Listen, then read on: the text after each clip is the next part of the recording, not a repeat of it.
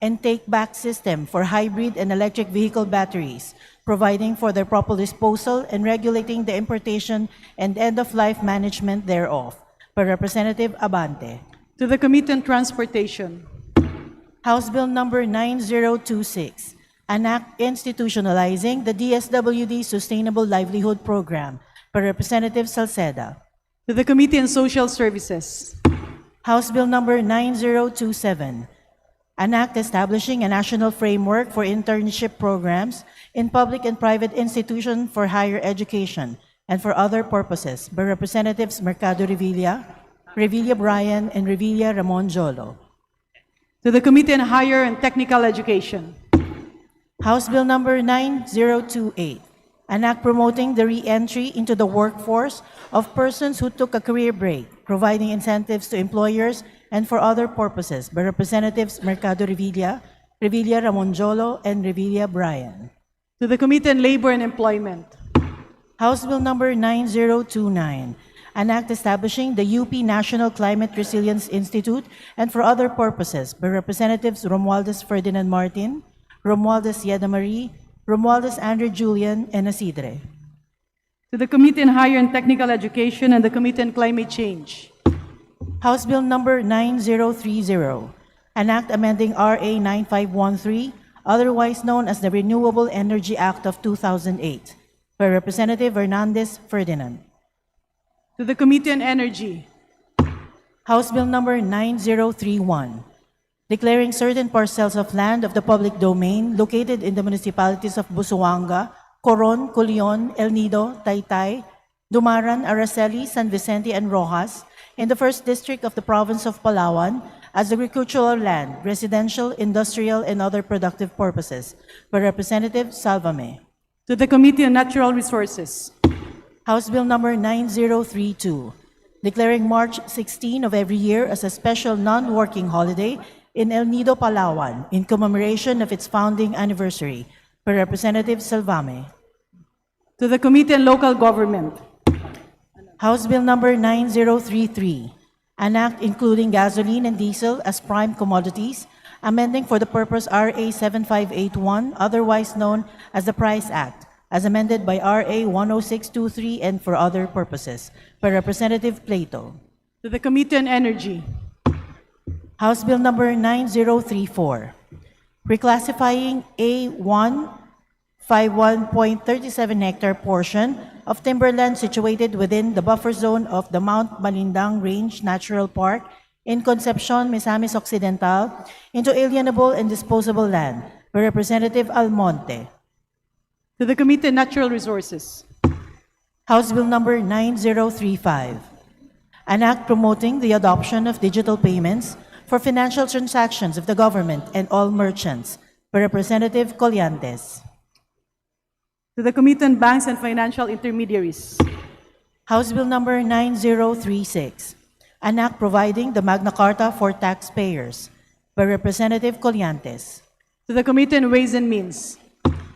House Bill Number 9037, an act imposing excise tax on plastic bags, thereby adding new sections 150-C and 288H in the National Internal Revenue Code of 1997 as amended, by Representative Colliantes. To the Committee on Ways and Means.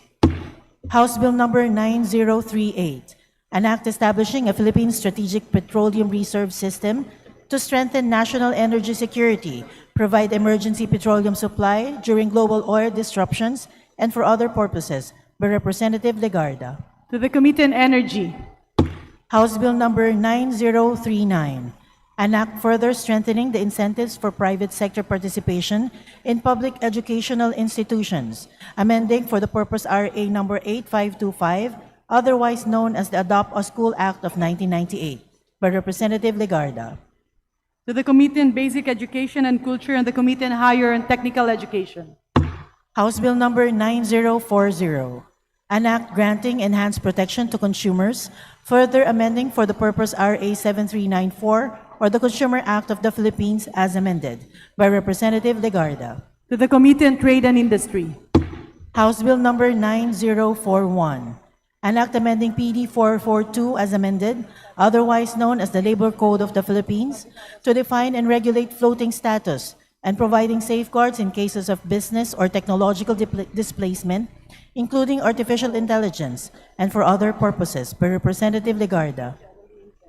To the Committee on Labor and Employment.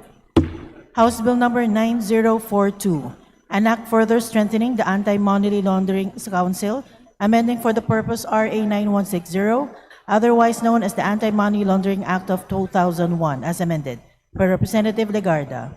To the Committee on Banks and Financial Intermediaries. House Bill Number 9043, an act asserting local government unit sovereignty over municipal waters, strengthening fisheries governance, institutionalizing resource rent-based fiscal autonomy, thereby ensuring sustainable local ecosystem, and for other purposes, by Representatives Bagao, Diokno, Sendanya, Ismula, Lagman, and Sagarbaria. To the Committee on Aquaculture and Fisheries Resources. House Bill Number 9044, an act mandating the security of tenure for fisher folk and fisher workers, defining the employer-employee relationship in the fishing industry, providing for comprehensive employment benefits, access to financial assistance, and the right to self-organization for cooperative development, and for other purposes, by Representatives Bagao, Diokno, Sendanya, Ismula, and Lagman. To the Committee on Aquaculture and Fisheries Resources. House Bill Number 9045, establishing the TESDA Training Institute in Valencia City, Bukidnon, by Representative Roque. To the Committee on Higher and Technical Education. House Bill Number 9046, an act establishing fisherfolk settlement areas, providing security of tenure and protection against displacement for municipal fisherfolk, integrating climate-resilient coastal housing and livelihood support, and providing funds therefor, by Representatives Bagao, Diokno, Sendanya, Ismula, and Lagman. To the Committee on Aquaculture and Fisheries Resources. House Bill Number 9047, an act further amending PD 269 as amended, otherwise known as the National Electrification Administration Decree, by providing for the continuing mandate, benefits, and privileges of electric cooperatives that have ceased to operate as distribution utilities, by Representatives Dagook and De Jesus. To the Committee on Energy. House Bill Number 9049, an act mandating the stockpiling of public and private oil reserves, creating for the purpose the National Petroleum Security Reserve and establishing the National Petroleum Security Reserve Trust Fund, mandating minimum inventory reserves for the private sector and appropriating funds therefor, by Representative Benitez Alfredo. To the Committee on Energy. House Bill Number 9050, an act creating the Department of Fisheries and Aquatic Resources and the Fisheries Commission, defining their mandates, powers, and functions and appropriating funds therefor, by Representative Mastura. To the Committee on Aquaculture and Fisheries Resources and the Committee on Government Reorganization. House Bill Number 9051, an act to protect rape victims from coerced marriages, by repealing for this purpose Article 266-C of RA Number 8353 as amended, otherwise known as the Anti-Rape Law of 1997, and amending Articles 45 and 47 of Executive Order Number 209, otherwise known as the Family Code of the Philippines, by Representative Mastura.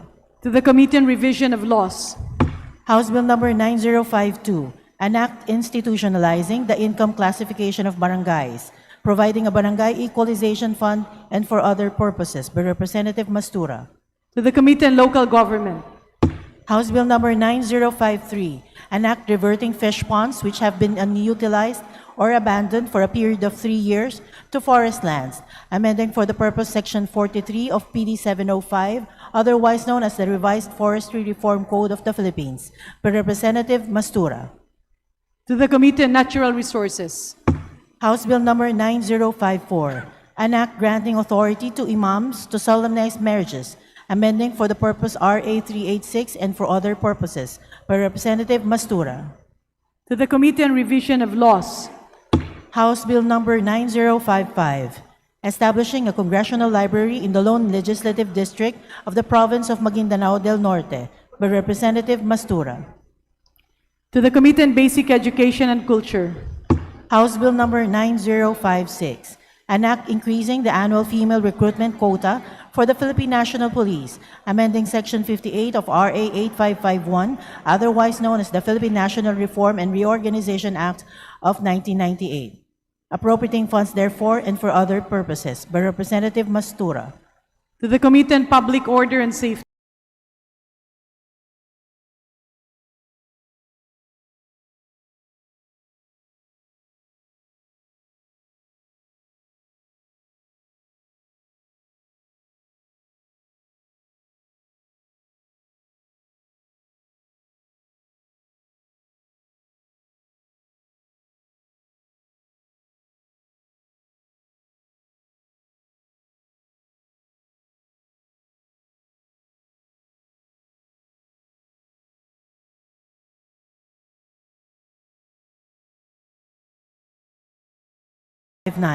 Establishing a high school for sports in Sultan Kudarat, Maguindanao del Norte, to be known as the Maguindanao del Norte High School for Sports, by Representative Mastura. To the Committee on Basic Education and Culture and the Committee on Youth and Sports Development. House Bill Number 9060, an act mandating the development, promotion, and use of water catchment systems in agriculture, appropriating funds therefore and for other purposes, by Representative Mastura. To the Committee on Agriculture and Food. House Bill Number 9061, an act establishing a local cooperatives development fund for each LGU and appropriating funds therefore and for other purposes, by Representative Mastura. To the Committee on Cooperatives Development. House Bill Number 9062, an act establishing the National Coastal Greenbelt Program, providing funds therefore and for other purposes, by Representative Mastura. To the Committee on Climate Change. House Bill Number 9063, an act institutionalizing the use of adaptive crop climate calendars in agriculture to enhance farmers' resilience, provide access to localized weather, climate information, and for other purposes, by Representative Mastura. To the Committee on Agriculture and Food. House Bill Number 9064, an act promoting the establishment of a public math and science high school in underserved areas and appropriating funds therefore, by Representative Mastura. To the Committee on Basic Education and Culture. House Bill Number 9065, an act recognizing the right of patients to designate a healthcare agent through a healthcare proxy, promoting advanced care planning, and providing for supported healthcare decision-making in the healthcare system, by Representative Recto. To the Committee on Health. House Bill Number 9066, an act granting Philippine citizenship to Luan Jacob Erlandson, by Representatives Chua and D. Faustino Michael Carlos. To the Committee on Justice. House Bill Number 9067, an act granting Philippine citizenship to Kayla Danielle Mercado Hansen, by Representatives Chua and D. Faustino Michael Carlos. To the Committee on Justice. House Bill Number 9068, an act granting Philippine citizenship to Nia Layson Harrison, by Representatives Chua and D. Faustino Michael Carlos. To the Committee on Justice.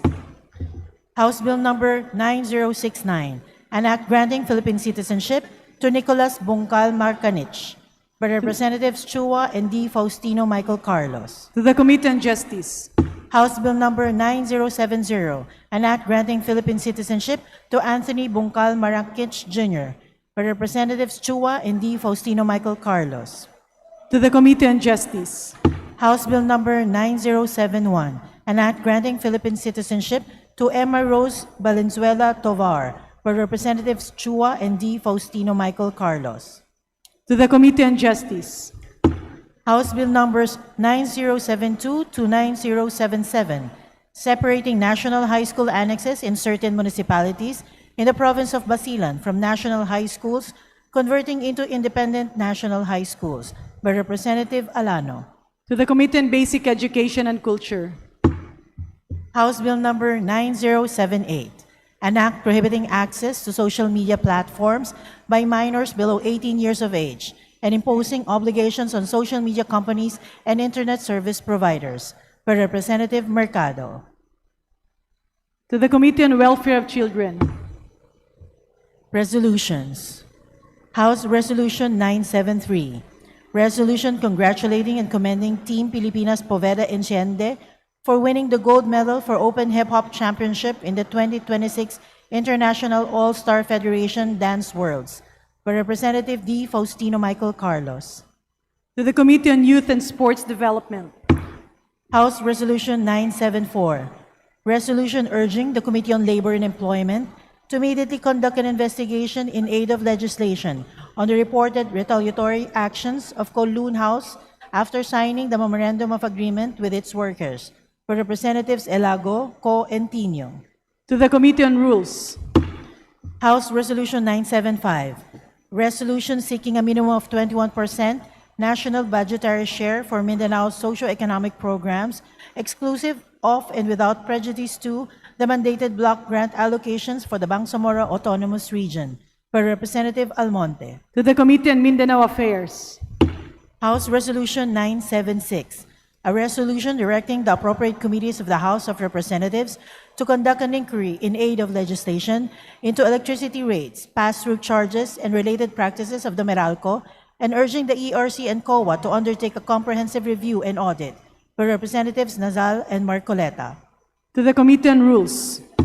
House Resolution 977, resolution directing the Committee on Ways and Means to urge the Development Budget Coordination Committee to study and recommend the adoption of an emergency VAT stabilization mechanism on petroleum products. For Representatives Dagook and De Jesus. To the Committee on Ways and Means. House Resolution 978, a resolution directing the Committee on Energy to conduct an inquiry in aid of legislation on the legality, validity, and constitutionality of the green energy auction allowance as imposed through ERC Resolution Number 06 Series of 2025. For Representatives Dagook and De Jesus. To the Committee on Rules.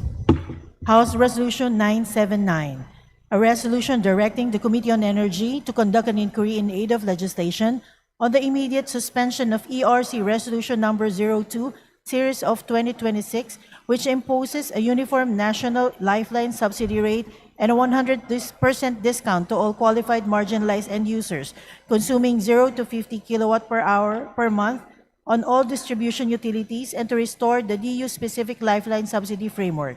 By Representatives Dagook and De Jesus. To the Committee on Rules.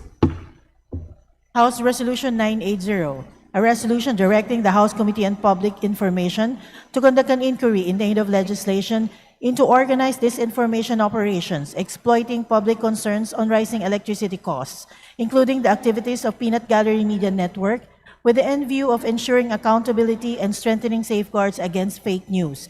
By Representative Ridon. To the Committee on Rules. Message from the Senate. Message dated May 4, 2026, informing the House of Representatives that on even date the Senate passed the following Senate bills, in which it requests the concurrence of the House of Representatives. Senate Bill 1432, an act implementing the people's right to information and the constitutional policies of full public disclosure and honesty in the public service and for other purposes. To the Committee on Public Information. Senate Bill 1981, an act establishing the private basic education voucher program and appropriating funds therefore, repealing for the purpose Republic Act No. 6728, or the government assistance to students and teachers in private education as amended. To the Committee on Rules. Communication. Letter dated April 16, 2026 of the BSP Bank Officer 6, Office of the General Counsel and Legal Services, transmitting to the House of Representatives duly certified copies of certain BSP issuances. To the Committee on Banks and Financial Intermediaries. Subpoena ducis tecum. Pursuant to Section 153, Rule 24 of the Provisional Rules of the House of Representatives, transmitting the subpoena ducis tecum dated April 6, 2026, issued by the Office of the Ombudsman regarding FF-C-GAN 26-0057, FF-C-JAN 26-0058, and FF-C-JAN 26-0063. Majority Leader. Madam Speaker, I move to acknowledge the guests of the Honorable Alexander Pimentel, the representative of the 2nd District of Surigao del Sur, namely his spouse, Honorable Mayor Roxanne Pimentel, and guests Ms. Dolita Uy, Attorney Janissa Delicona, Haina Jean Boniao, Olivia Bagasbas, and Sunday Tadem. To the guests of the Honorable Alexander Pimentel,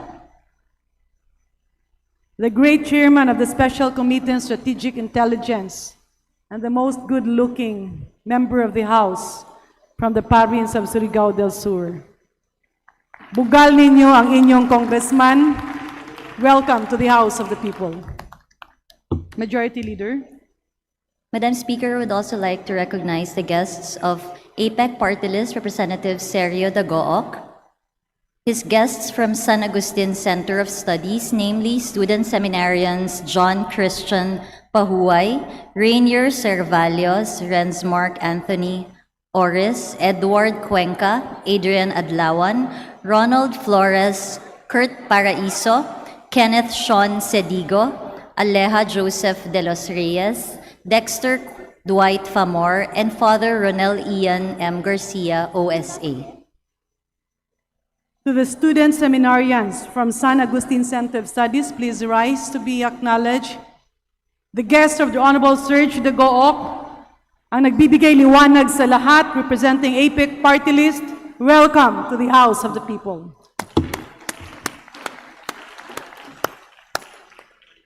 Majority Leader. Madam Speaker, would also like to recognize the guests of Akbayan Representatives Dada Kiram Ismula, Shell Jokno, Percival Sendanya, and Dinagat Island Representative Kaka Bagao, namely Engineer George Hukutan, Kolibugan Tribe Leader, Zamboanga City, Ustads Idris Iham, Yakan Tribe Leader, Zamboanga City, Maharaja Ustads Kasim Abdul Wakil, Sama Bangingi Tribe Leader, Zamboanga City, and Panglima Nasir Ismula, Sama Bangingi Tribe Chairman, Zamboanga City. To the guests of the Honorable Dada Kiram Ismula of Akbayan Party List, welcome to the House of Representatives. Majority Leader. Madam Speaker, I move to suspend session for a few minutes. Session suspended.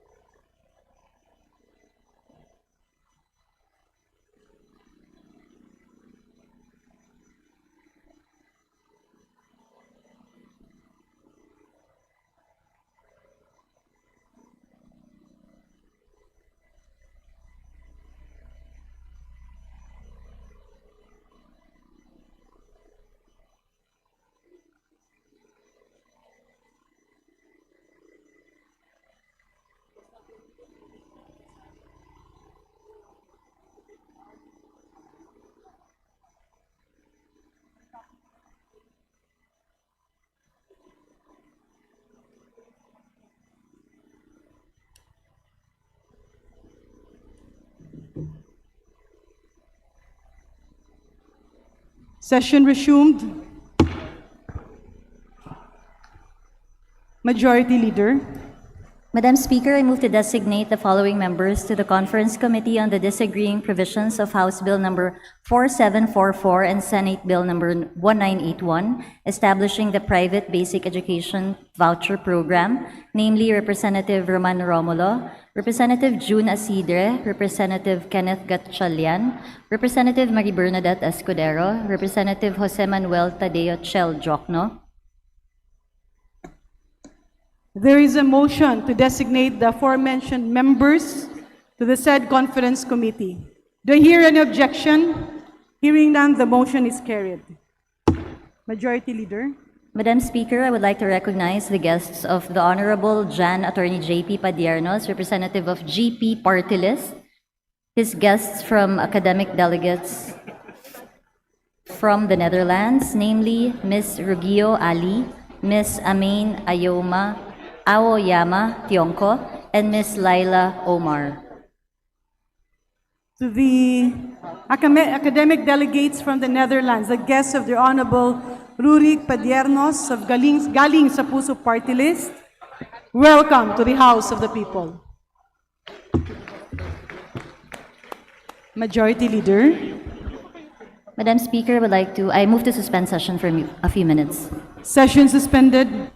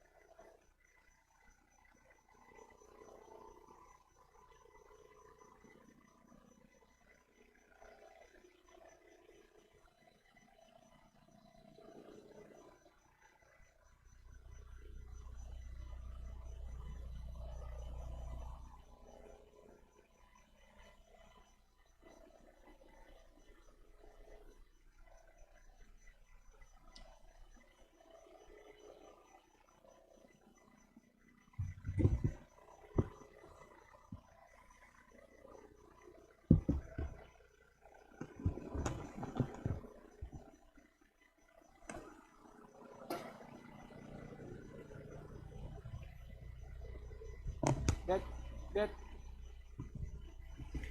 session will now resume. Majority Leader. Mr. Speaker, we are in receipt of the Conference Committee report on the disagreeing provisions of House Bill number 5939 and Senate Bill number 1899, allowing the Department of Education the flexibility to determine the pedagogical approaches to be implemented in the basic education curriculum.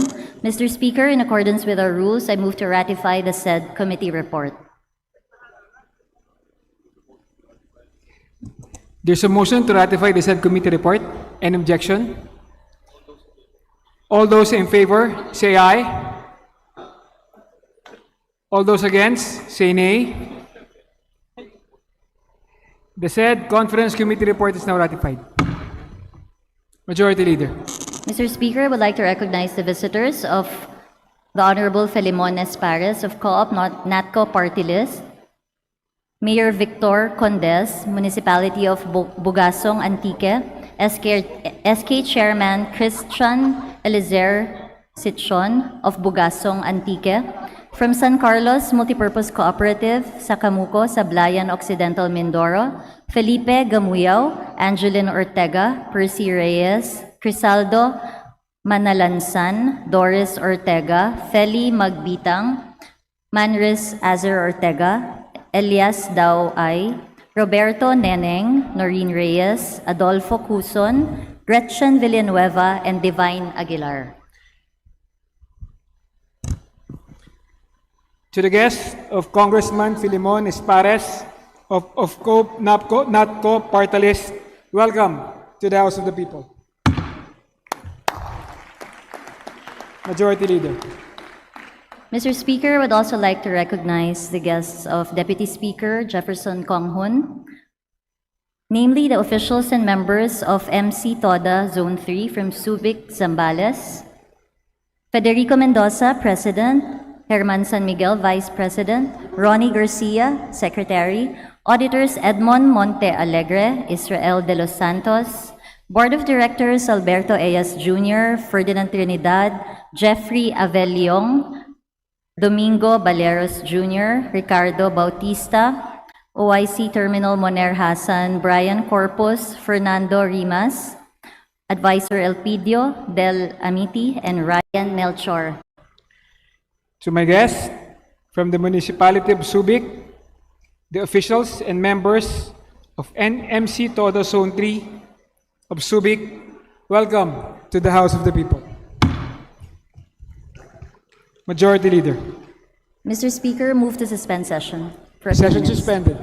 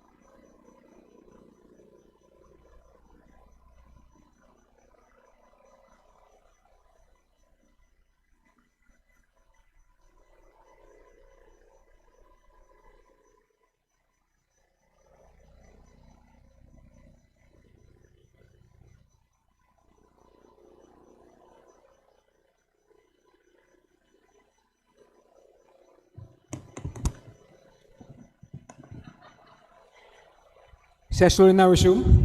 Majority Leader. Mr. Speaker, we are in receipt of the Conference Committee report on the disagreeing provisions of House Bill number 4745 and Senate Bill number 1937 institutionalizing support for public basic education schools in geographically isolated and disadvantaged areas, GIDA, and undeserved communities. Mr. Speaker, in accordance with our rules, I move to ratify the said Conference Committee report. There's a motion to ratify the said Conference Committee report. All those in favor of the Conference Committee report, say aye. All those against, say nay. The ayes have it. The said Conference Committee report is ratified. Majority Leader.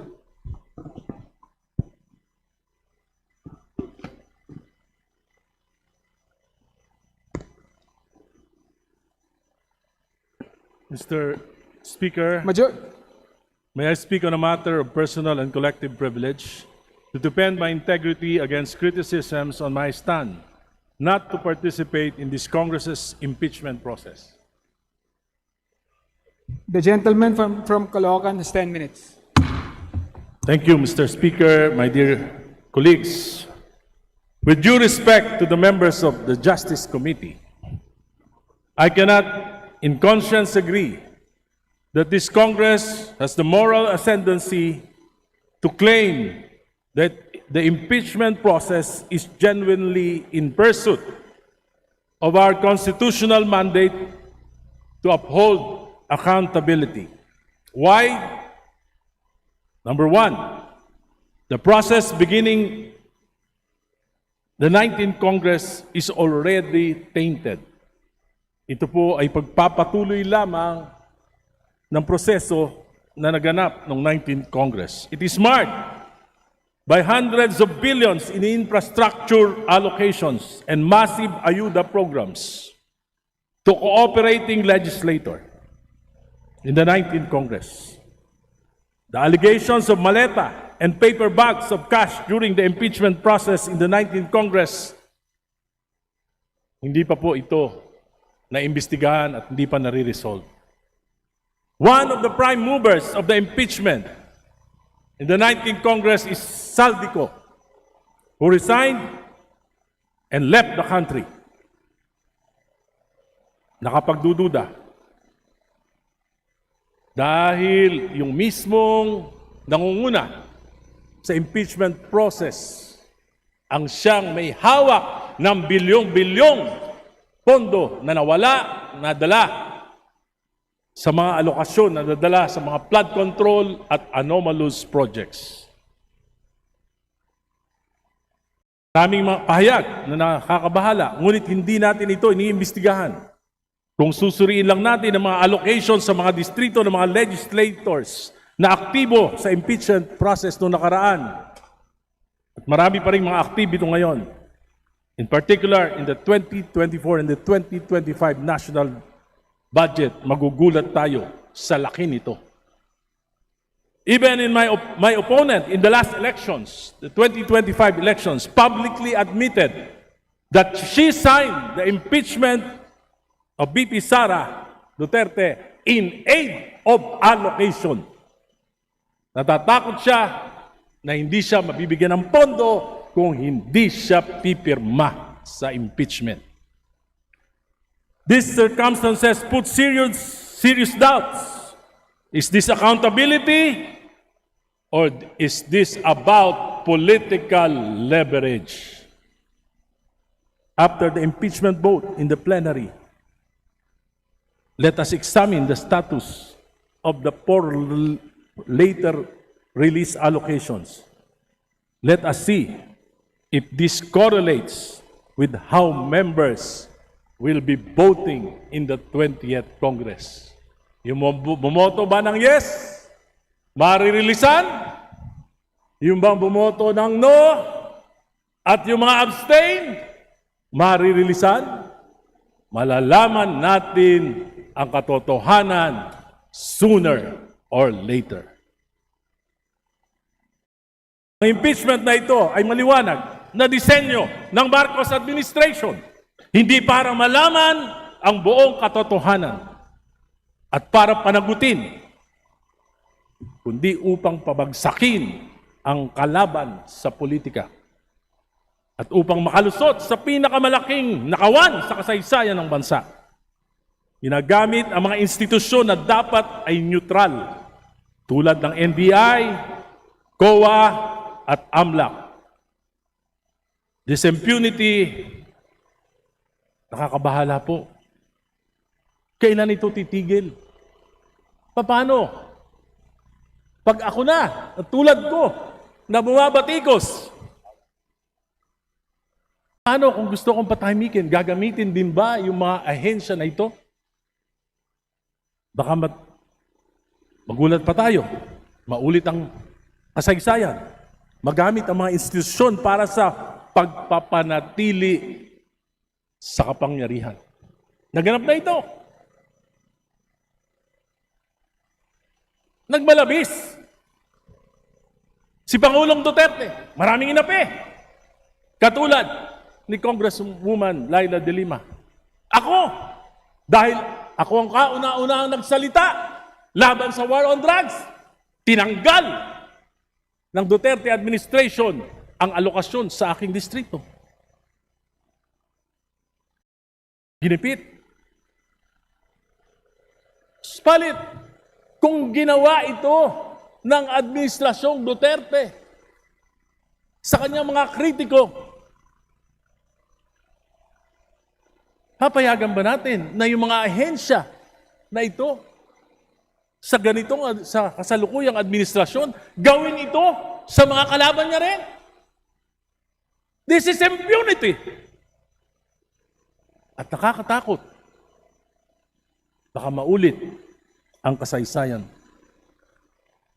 The Committee on Justice for the first time in the history of Congress did not allow a member to pose questions to witnesses or resource persons. Hindi ako nagkaroon ng pagkakataon. Tanungin ang mga kadududang pahayag ni Madriaga at iba pa. Dahil hindi ako miyembro. Wala po ako natatandaan sa 5 kongreso na dinaluhan ko. Kahit hindi ako miyembro, nakakapagtanong ako. Ngayon lang, dito sa Justice Committee. Alam ko po, maraming galit kay Pangulong Duterte. Sapagkat sa amin po sa Caloocan, ang daming collateral damage ng war on drugs.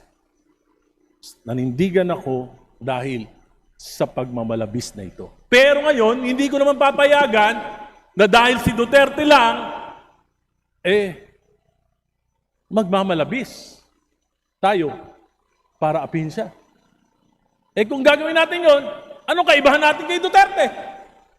Di parang si Duterte din tayo. We cannot be loud against the Duterte, but silent against Marcos. There are clear signs of abuse, of misgovernance, or cover-up of corruption that cause our country and people economic distress. Today, inflation has reached 7.3%. Habang kumakain tayo sa masarap at maraming putahe dyan sa South Lounge, nagdidildil ng asin ang ating mga kababayan. Habang abala ang administrasyon na pagtakpan ang mga kalokohan at supili ng mga kalaban, hirap na ang ating mamamayan. Mr. Speaker, I will not be swayed by allocations, by power or loss of it, by fear or threats. I will stand by the dictates of my conscience, guided by my discernment and prayers, and what I believe is for the betterment of our country. Kasaysayan ng husga kung sino ang umaatras sa laban at kung sino ang nakikipagsabwatan. Ako si Egay Risen ng Caloocan, nanindigan nung EDSA 1, nanindigan nung EDSA 2, lumaban kay Duterte sa war on drugs. 40 taong lumaban sa mga political dynasties. Lumaban para kay Noynoy, para kay Cory, para kay Mar Rojas. Patuloy na lalaban sa Administrasyong Marcos hanggang hindi nito masusumpungan ang katinuan. Maraming salamat po.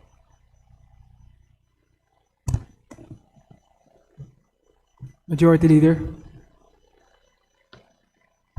Mr. Speaker, I move to refer the speech of the Honorable Arisi to the Committee on Rules for its appropriate action. Is there any objection? Hearing none, motion approved. Majority Leader. Mr. Speaker, I move to suspend session for a few minutes. Session suspended.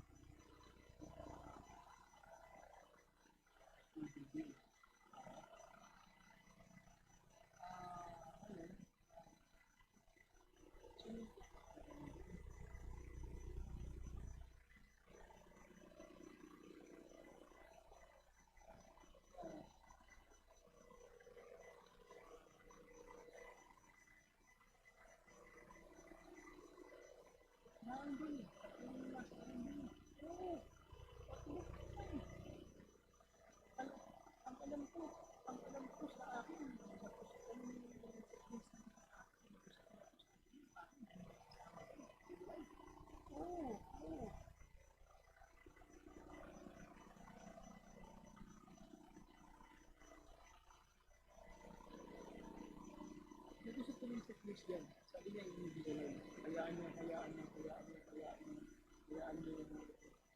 Okay. Sabi ko sa kanya, plastic mo yung iba. Pero sa akin, hindi. Nag-usap kami,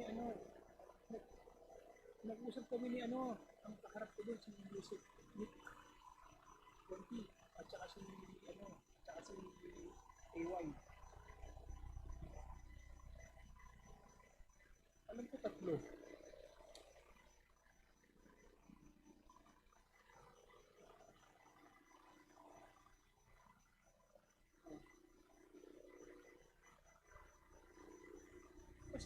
Basta sa akin kami, sabi ni Vince sa akin, kung anong gusto, yung sa district ko, parang, basta ang sagot sa akin ni Vince, kung anong gusto mo ko.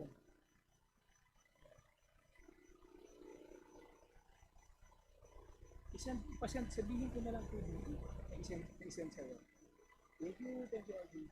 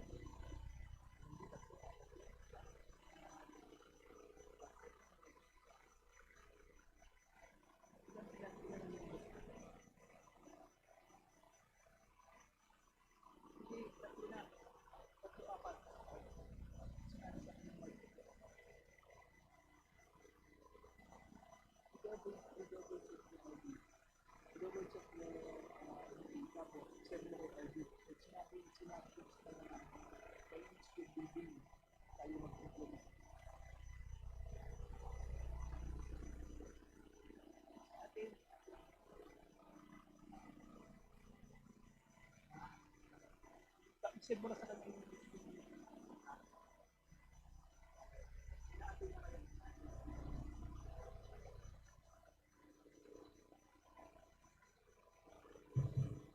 That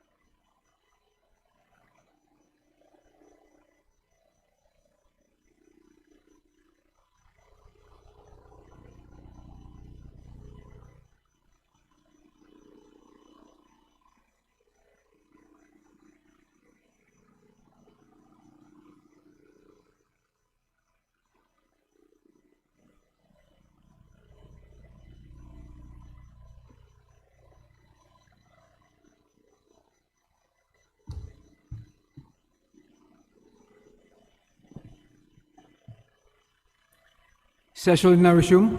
Majority Leader. Mr. Speaker, with leave of the House, I move to open the privilege hour. Is there any objection? Hearing none, motion approved. Mr. Speaker, I move to recognize Representative Jesus Bong Suntay of the 4th District of Quezon City to avail of the privilege hour. The Honorable Jesus Bong Suntay is now recognized. Mr. Speaker, distinguished colleagues, ramdam ng bawat Pilipino ang tindi ng init at kasabay nito ang pagtaas ng gastos, lalo na sa kuryente dahil sa tumitinding krisis sa langis na dulot ng sigalot sa Middle East. Habang tumataas ang temperatura, tumataas din ang ating konsumo at kasabay nito, tumataas ang ating bayarin.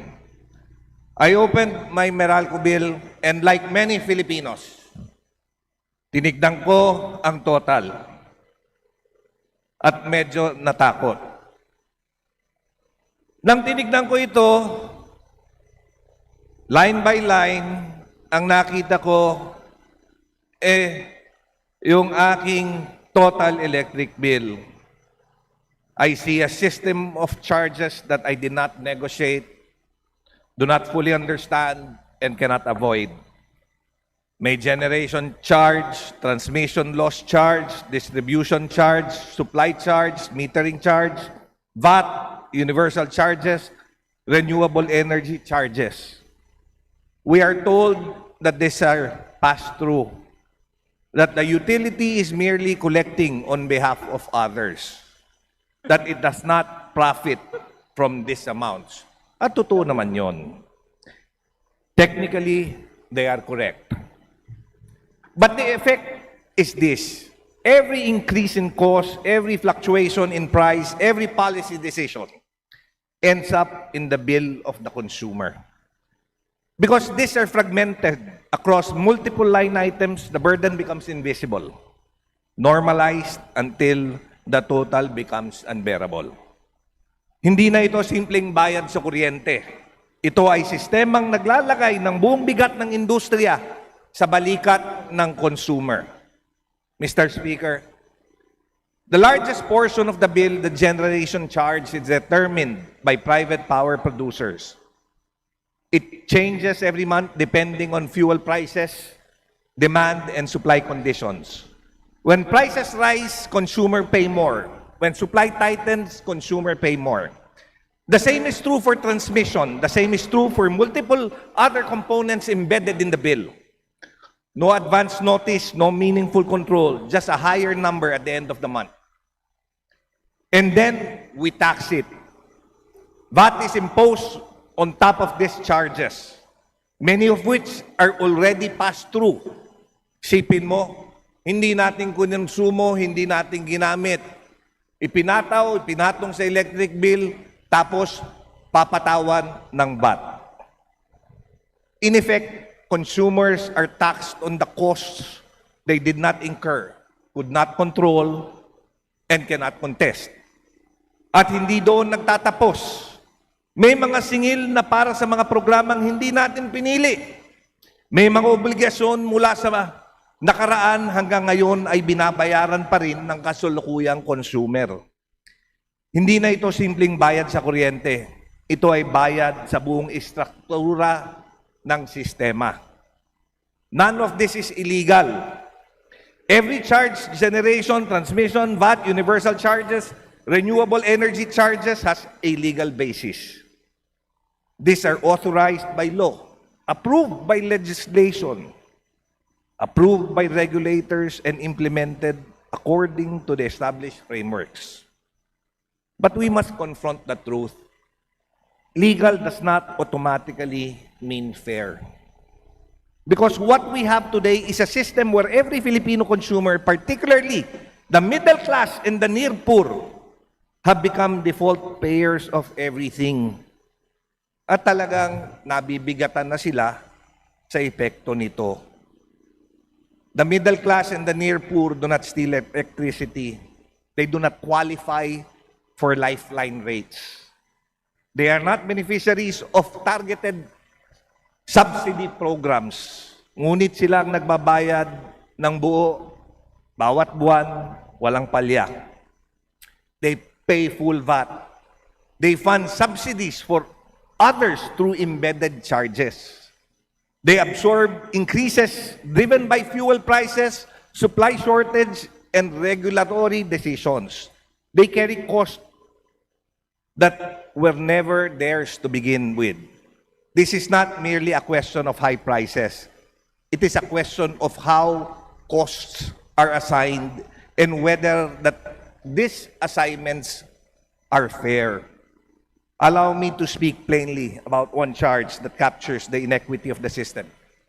The system loss charge. System loss refers to electricity that never reaches the consumer.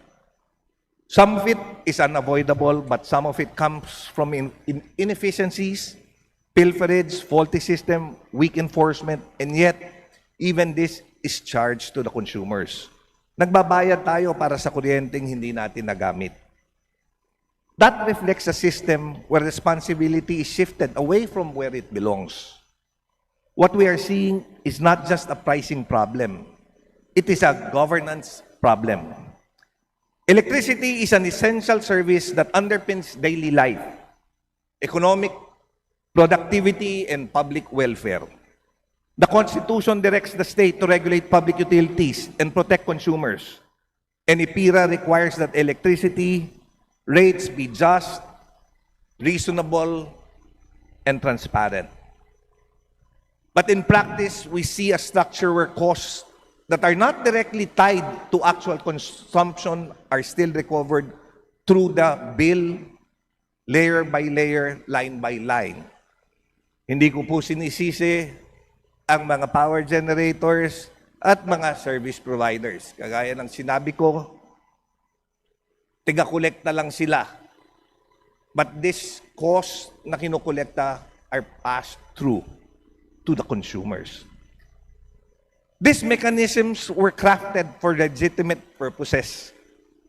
Lifeline rates exist to assist marginalized households.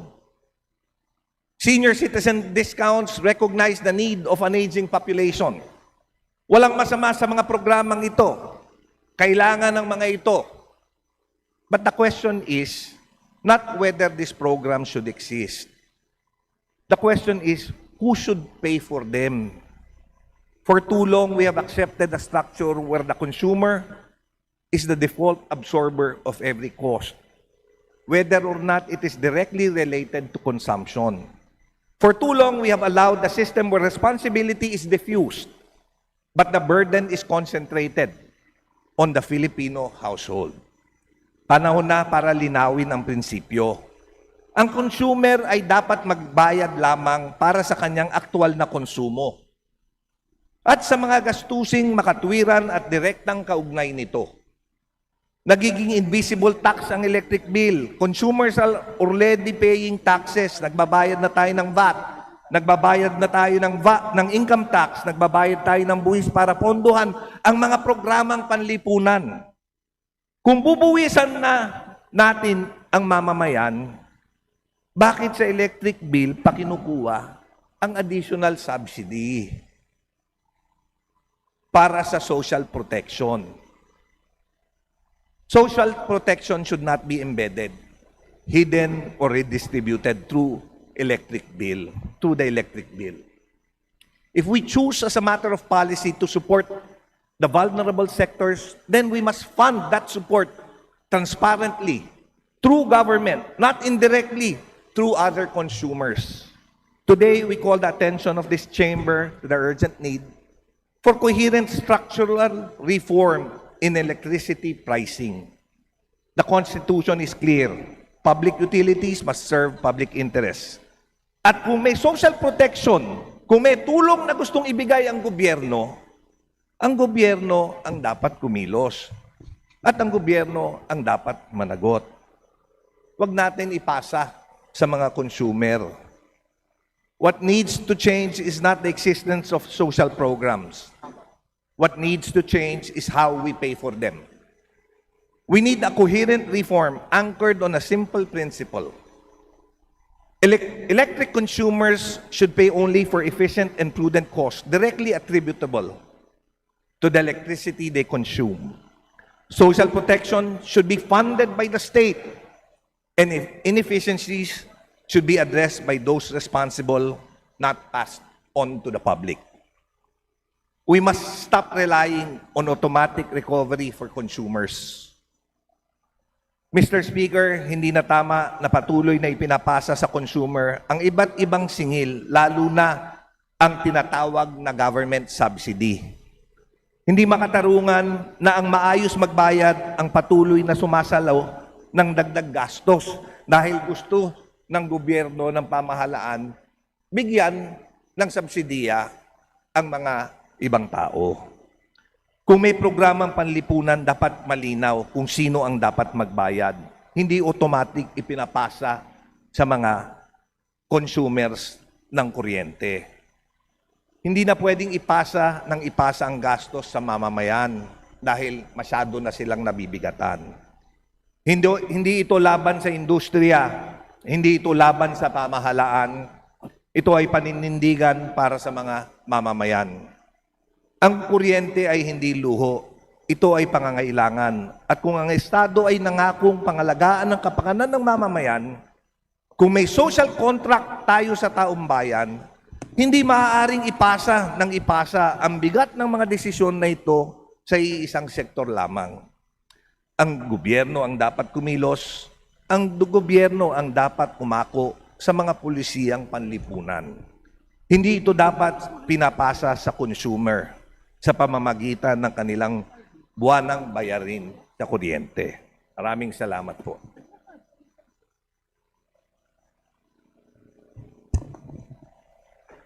Majority Leader. Mr. Speaker, I move to refer the speech of the Honorable Suntay to the Committee on Rules for its appropriate action. Is there any objection? Hearing none, motion approved.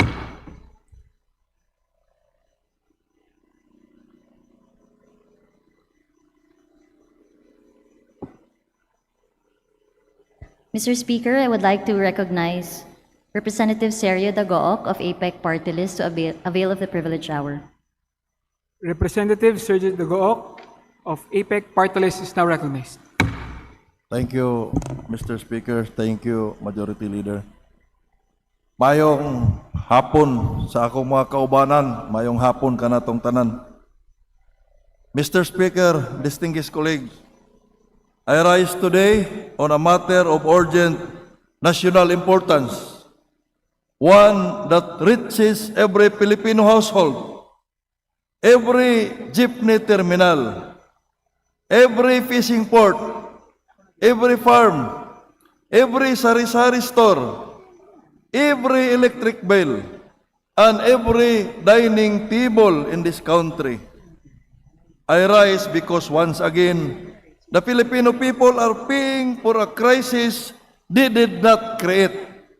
At muli, ang ordinaryong mamamayan ang unang nasasaktan. Hindi na po usapan ng mahal ba o affordable pa ang halaga ng gasolina.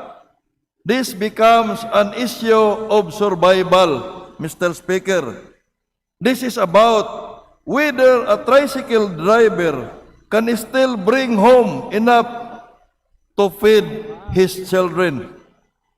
Whether a fisherman can still afford diesel for his boat. Whether a farmer can still irrigate his land. Whether a commuter can still pay the fare. Whether a mother can still stretch the household budget for one more week. And this is why I rise today. We often hear, wala tayong control sa oil prices. Sa napakaraming committee hearings na ginaganap natin dito, puro paulit-ulit ang sagot ng ating mga ahensya. Wala tayong control. Wala tayong control. Yes, but we have control on how we respond and control over policy. We have control over taxes. We have control over compassion in governance. Let us not use lack of control over global markets as excuse for inaction in domestic policy. That would be a failure of imagination and a failure of, with due respect, leadership. Ito po ang katanungan na gusto nating masagot. Kapag tumataas ang presyo ng gasolina dahil sa digmaan, krisis at geopolitical shocks, dapat bang sumabay na tumaas ang buwis na kinukolekta ng gobyerno? Mr. Speaker, distinguished colleagues, during our hearing in the Committee of Transportation last April 28 and hearing of Ad hoc Committee on Legislative Energy Action and Development yesterday, we asked a simple and a very fundamental question. Noong tumaas ang presyo ng fuel, tumaas din ba ang VAT collection ng gobyerno? The Department of Finance answered that indeed, fuel import value rose by 31% and VAT collection rose by 25 to 26%. Tumaas ang ating koleksyon dahil percentage tax ang pinapataw natin sa produkto ng oil. Mr. Speaker, Bureau of Customs collection more than doubled in a month. Consumers struggled. Government collections surged as transport operations suffered. Revenues increased as inflation hurt our households. The value-added tax collection balloon. Yan po ang nangyayari sa atin ngayon. Habang halos wala nang kinakain ang ating mga kababayan, tumataas ang koleksyon ng ating Bureau of Internal Revenue sa VAT. These collections have already exceeded projections and we now collecting what we call the windfall revenues.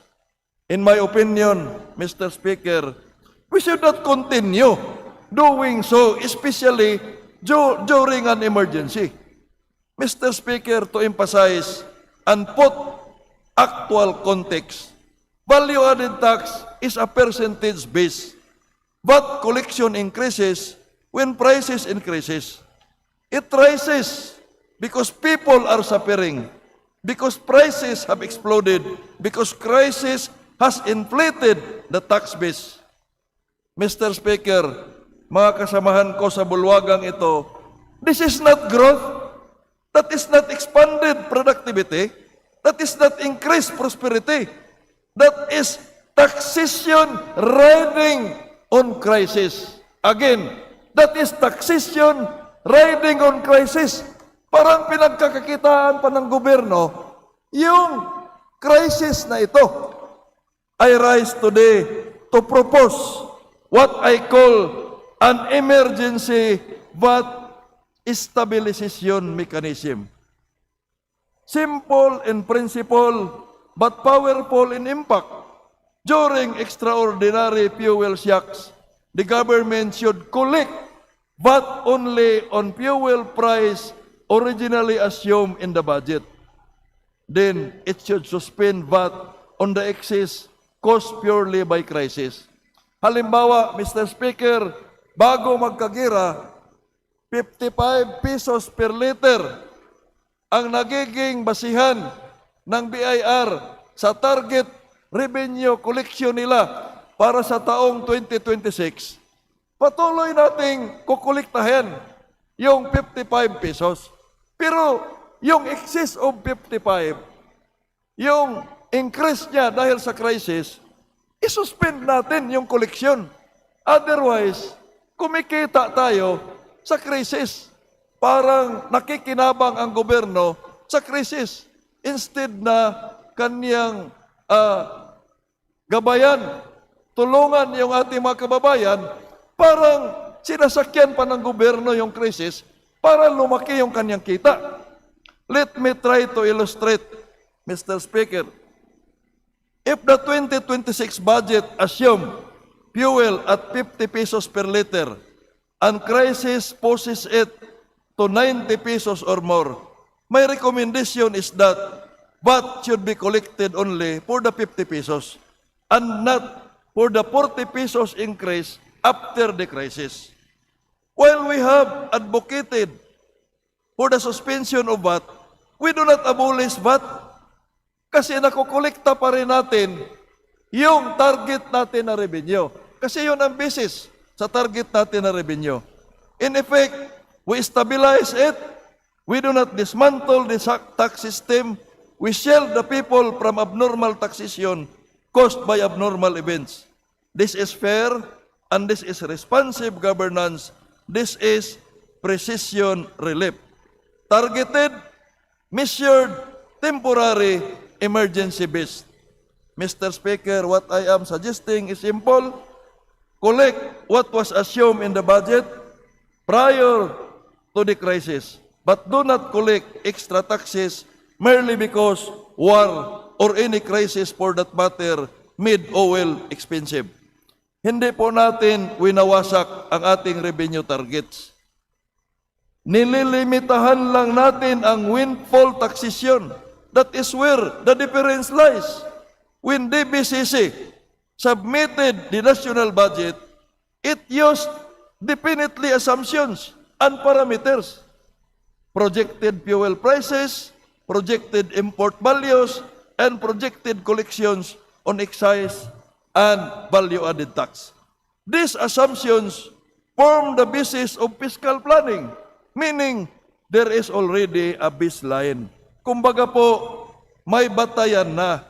Let us use that baseline as the VAT collection ceiling during emergencies or crisis.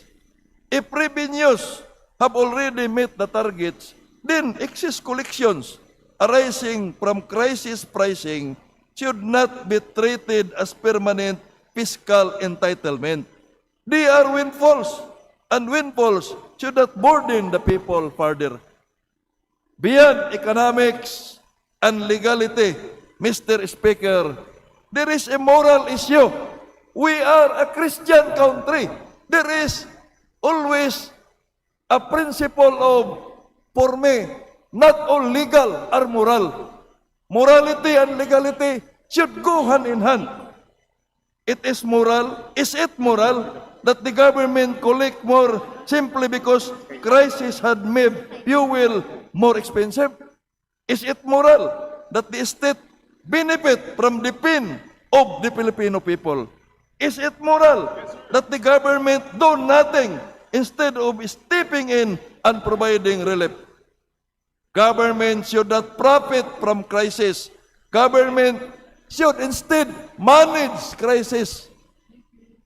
Mr. Speaker, I am urging the Development Budget Coordination Committee or the DBCC to study and recommend this mechanism, if possible, urgently. I am not asking for reckless action. I am asking for analysis, simulation, recommendation, computation, and even policy design. I ask DBCC this question.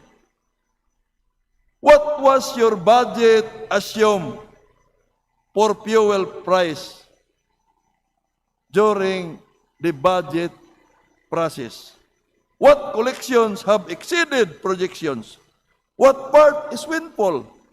Can a VAT cap tied to budget assumptions be operationalized? Can it be done under existing authority? Can we protect consumers without harming fiscal stability?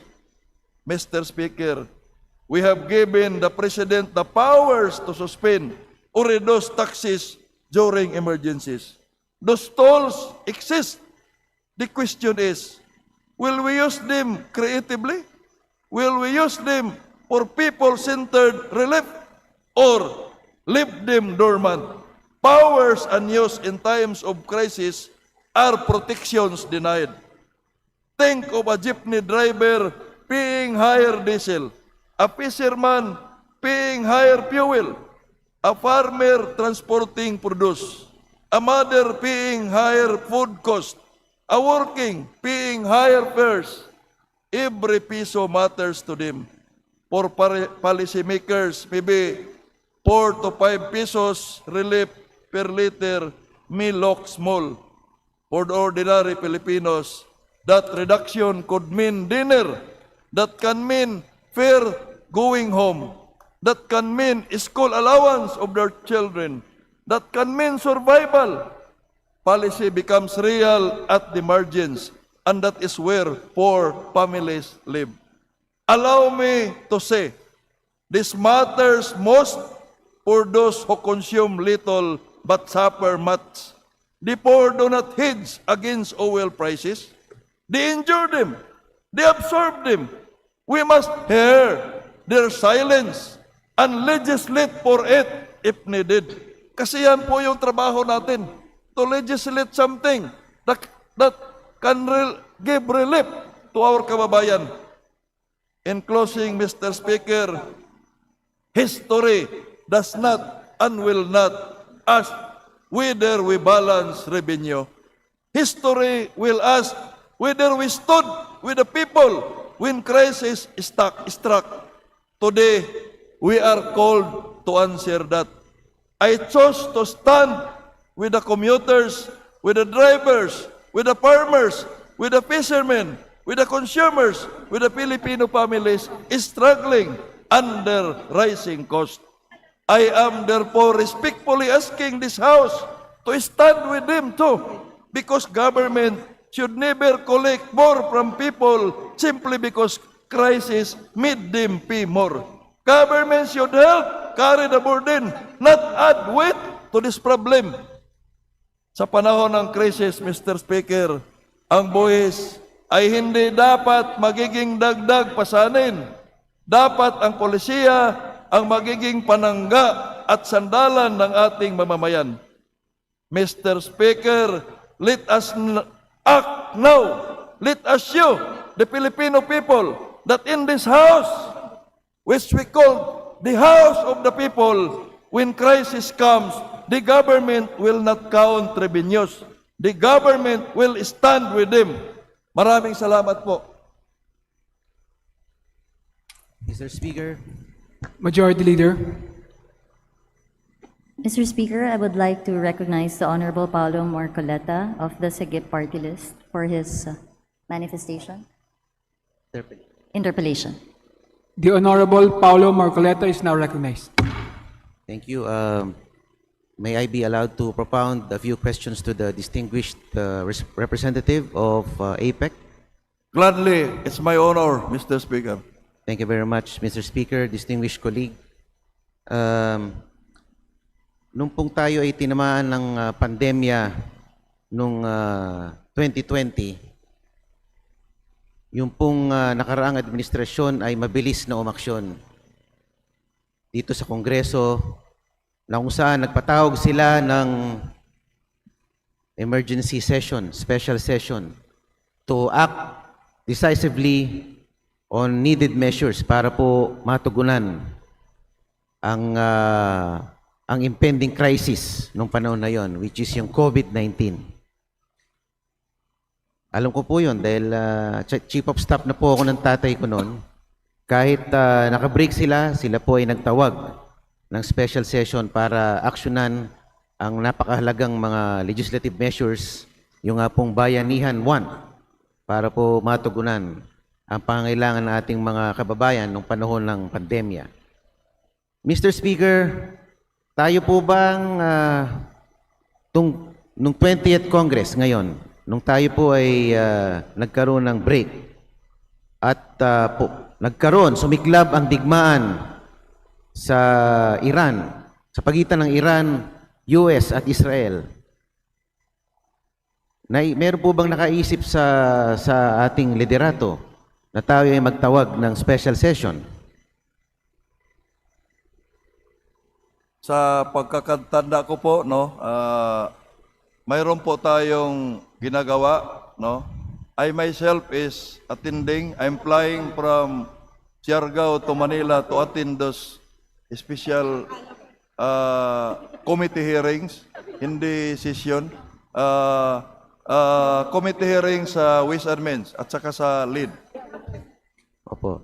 So in short, kahit po kayo ay talagang gumagastos para lumipad mula sa inyong hometown papunta dito, ay hindi po talaga hindi po nagtawag ng special session ng ating Pangulo to act on proposed measures to address the fuel crisis brought about by the Middle East conflict.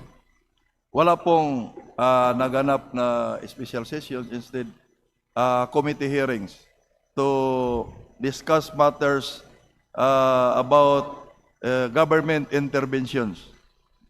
Opo, at nung isa nga pong itinanghal na lead committee conference, ako po ay umapila sa ating chairperson, ni si Congressman Miro Kimbo, na ako nga po ay umaampila na kung sakali ay dinggin ng presidente na siya ay magtawag ng special session kasi marami pong nakabinbin na batas na sana magbibigay kalutasan o lunas sa problema natin noon. Ako nga po ay katunayan nag-submit ng bill that will put a cap on fuel VAT.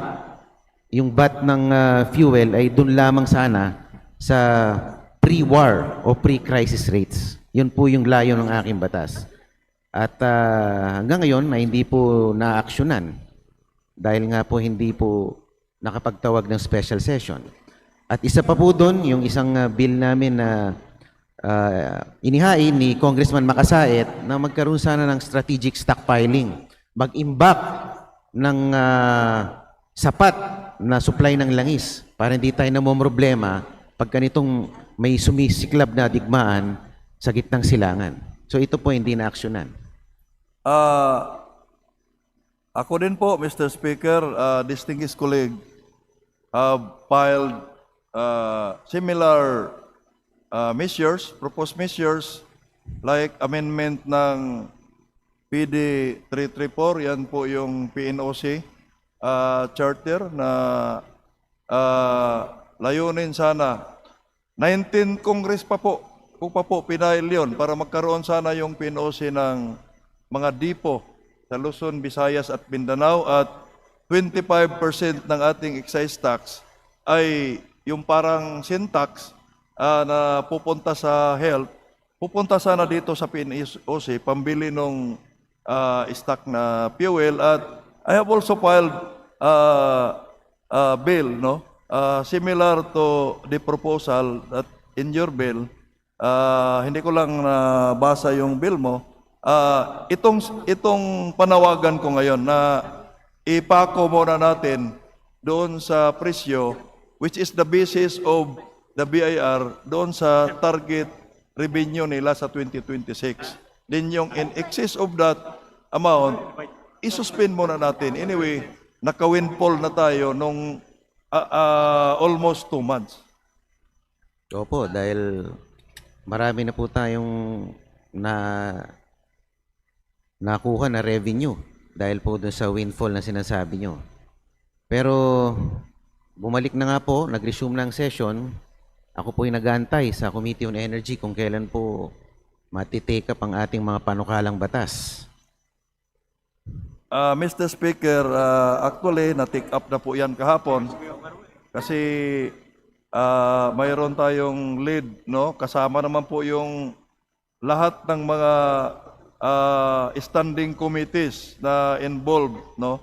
Doon sa possible measure as government intervention. So kasama yung agriculture, energy, mga bill na yon na nagkaroon na po ng committee hearing kahapon.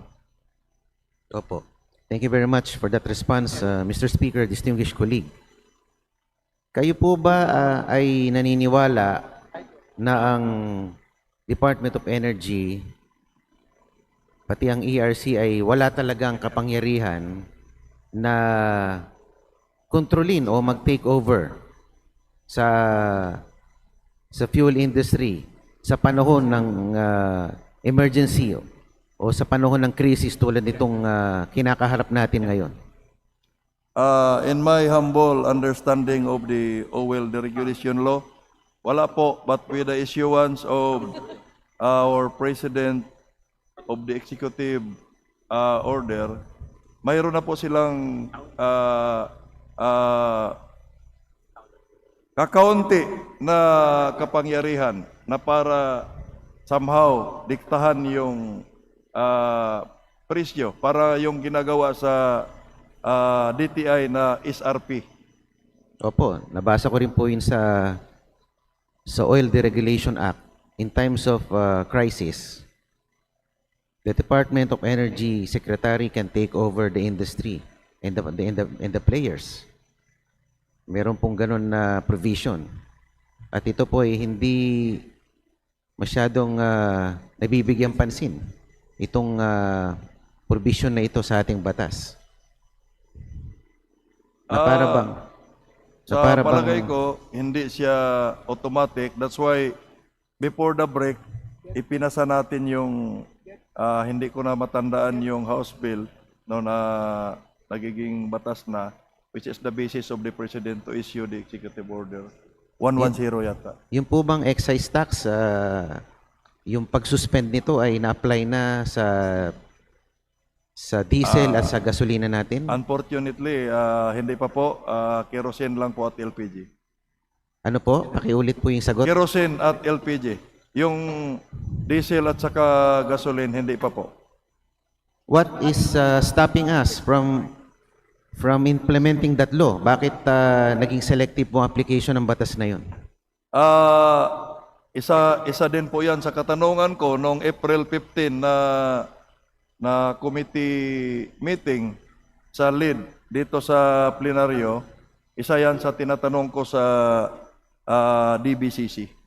Ang sagot nila, until now, they are still evaluating, studying, no, kung kinakailangan ba.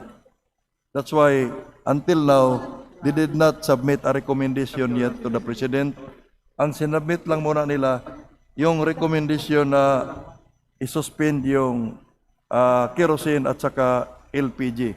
That's why, yan lang yung sinuspend ni President on the basis of that recommendation.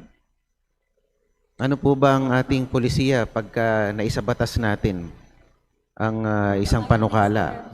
Magkakaroon ba ito ng kolatilya? Magkakaroon ba ito ng mga kondisyones? O di ba dapat ito ay across the board ang aplikasyon? Habang tinatalakay pa natin yung panukalang batas na yan, which is yan yung pinag-uusapan kahapon, wala pa tayong final na provision. So malalaman lang natin yan kung that will be brought for the debate on the second reading sa plenary. But initial deliberation pa lang po yung House Bill 884 yata kahapon. Opo. Medyo nakakapagtaka po yun na naging selective ang aplikasyon ng batas. And it excluded diesel and gasoline in the suspension of excise tax. Hindi ko po alam kung ito ay nangyari na. Meron po bang president dito na ang aplikasyon ng batas ay may pinipili? May pinipili na item. Merong lalagtawan, merong i-cover. At kanino pong nanggaling yung rekomendasyon na yun na wag isamang LPG ang diesel at gasolina? DBCC yata ang may recommendation. Pero batas na po ito eh. Di po ba? Ang ating pinasang batas, Mr. Speaker, distinguished colleague, before the break, is just granting authority, no, to the President to suspend. So si Presidente na po ang mag-issue niyan. So it was recommended to him, wag isama ang gasolina. Nakalagay at din diesel. kasi doon, upon recommendation ng DBCC. So kung ano lang yung i-recommend ng ating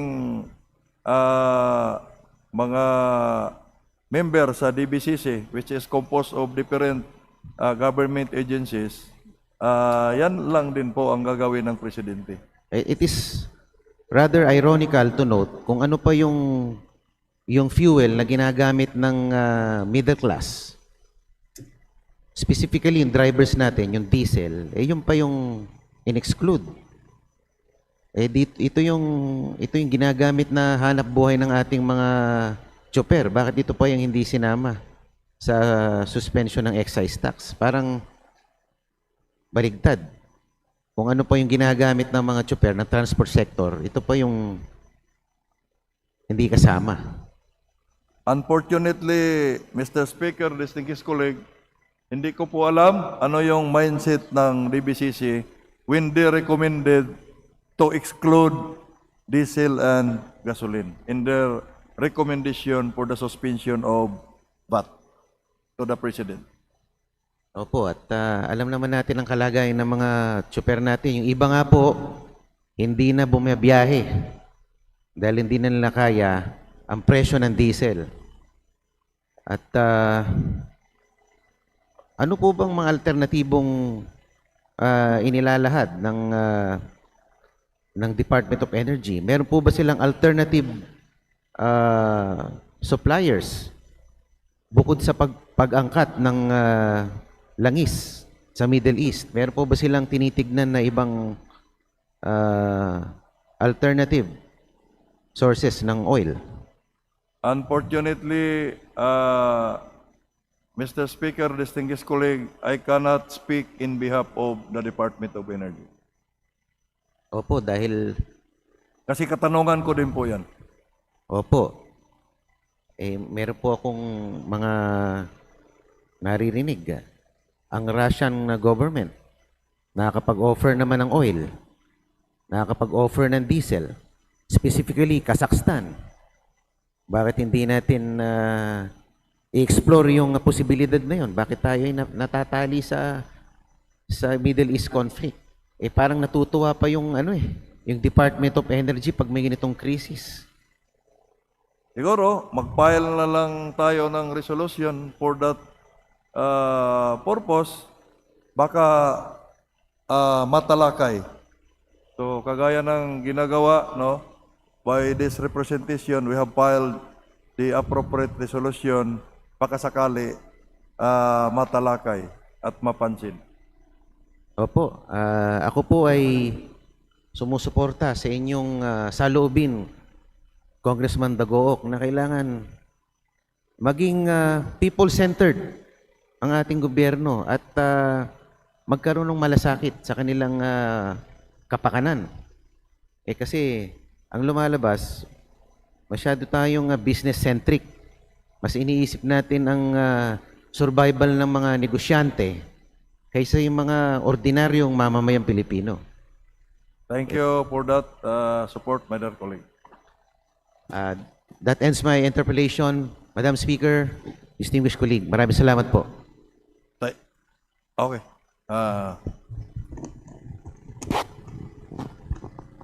Majority Leader. Madam Speaker, I move to refer the speech of the Honorable...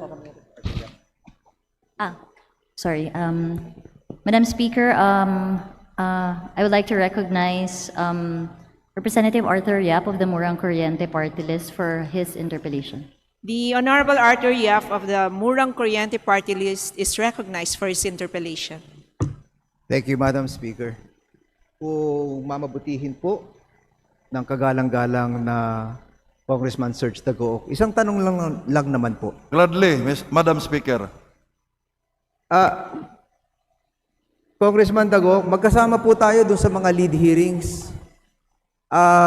Nabantayan nyo ba yung paliwanag ng mga oil companies na sinabi nila, kailangan po natin ipataw yung price increases sa taong bayan dahil sa replacement cost? Nabantayan nyo po yun? Nabantayan nyo po ba yun? Yes, Madam Speaker. Narinig ko po yun, but I don't believe in them. Bakit tayo ang magbabayad sa kanilang replacement? Ang ibig bang sabihin noon, tayo ang namumuhunan para sa kanila. So yan po yung paninindigan ko doon na palagi nilang sinasabi na malaki kasi kailangan ng kapital kung ibibenta natin yung fuel sa halaga nung pag-angkat pa noon na kailangan yung halaga nung replacement ang halaga na sa pump price. Ako po ay hindi po sangayon doon. Kasi ibig sabihin, Tayo po ang mga mamamayan na mga gumagamit ng fuel ang namumuhunan para sa kanila. So ang sa kanila, kita na lang palagi. Tayo ang namumuhunan. Congressman Serge, pwedeng tulungan nyo rin po kung maintindihan yung issue sa transmission. Ang sabi po nila, pag kinargahan po ng bagong renewable energy, kailangan po yung transmission po magbago. Ganun po ba yon? Papalitan po yung mga linya? Yan po yung paulit-ulit ko, Madam Speaker, na sinabi in all committee hearings of the Committee on Energy. The moment na we will infuse additional capacity to the grid, we need to upgrade the grid. At if you are going to upgrade the grid to accommodate the additional capacity from the different sources na mga bago, ay ang proseso po niyan, the National Grid Corporation of the Philippines will file that so-called Transmission Development Plan. CAPEX po yan, Capital Expenditures. Ipapile nila yan sa Energy Regulatory Commission. The moment na ma-approve yan, bago pa nga ma-implement, upon approval sa ERC, they are already authorized to collect a certain amount representing the cost of that transmission development plan. Kaya, pag i-upgrade natin yung transmission line to accommodate additional capacity, may gastos na kaagad tayo kasi tayo din po ang magbabayad niyan. Sa application pa lang po, Congressman Dagoc, sa application pa lang. Upon approval, Madam Speaker. So hindi pa po tinatayo. Nangongolekta na. Actually, part of the transmission charge that we are paying at present are transmission development plan already approved by RC na for implementation pa. Congressman, sa lahat po ng mga members ng energy grid, yung mga players po nun, from generation, transmission to distribution, lahat po yon, hindi po ba kailangan silang mag-submit ng development plan sa ERC? Tama po yon. Ang transmission operator or system operator, ang tawag po Transmission Development Plan or TDP. Sa distribution po, ang isasubmit po nila annually sa Department of Energy kung private distribution utility, DDP, Distribution Development Plan. Kung electric cooperative ka, isubmit mo sa National Electrification Administration at the National Electrification Administration will submit that to the Department of Energy. That's under Republic Act 10531 po. So, Madam Speaker, ang ibig sabihin po nun, lahat sila, maaprubahan lang po yung mga plano nila, kakaltasan na po tayong lahat ng mga consumers. Only sa transmission. Sa distribution development plan, normally electric cooperatives will apply loans to the National Electrification Administration to finance the CAPEX approved by ERC. Then, after the approval, after implementation, pag ma-implement na po yan, halimbawa, additional substation, saka lang po, when the loan amount will be released para mabayaran yung substation, saka lang po mag-umpisa na kolektahin yung CAPEX. Depende po sa number of years. Kung 10 years po yung repayment, 10 years po yung amount na ma-reflect. Good for 10 years. So that is computed based on the kilowatt-hour sales. So the amount of loan per year will be divided by 12 para makuha natin yung monthly. Yung monthly amount ng amortization will be divided by the kilowatt-hour sales, monthly sales ng electric co-op. That is the amount in piso per kilowatt-hour that will be charged for a period, for the repayment period. Madam Speaker, pag ano po yon? Pag co-op, pag private utility, paano po ang pag nabigyan po ng approval ang private utility sa ERC, paano po ang kaltasan nun? Unfortunately, hindi ko po alam yung sa private distribution utility kasi even the methodology in computing their rates and recoverable cost ay iba po sa electric cooperative because electric cooperatives are non-stock, non-profit under Presidential Decree 269. So the tariff used or the methodology used by ERC in computing the co-op rates is based on cash flow or RSIC-WR. But since private corporations are stock profit-oriented, they use the return on rate base or PBR or performance-based rate. May patong po yan na at least 12% return of investment. Salamat po, Mr. Speaker. Ang importante po ay narinig namin yung sagot na hindi po siguro makatarungan yung sinasabing pag-charge po ng replacement cost.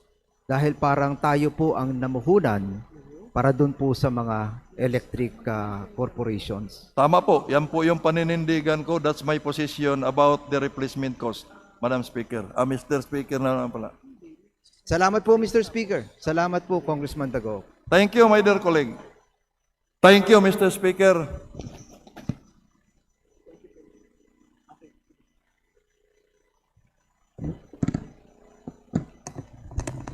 Majority Leader. Mr. Speaker, I move to refer the speech of the Honorable Dagook and the interpellations of the Honorable Yap and the Honorable Marcoleta to the Committee on Rules for its appropriate action. Is there any objection? Hearing none, motion approved. Majority Leader.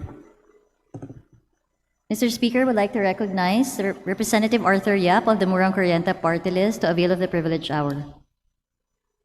The representative from Murang Corriente Party List, Arthur Yap, is now recognized.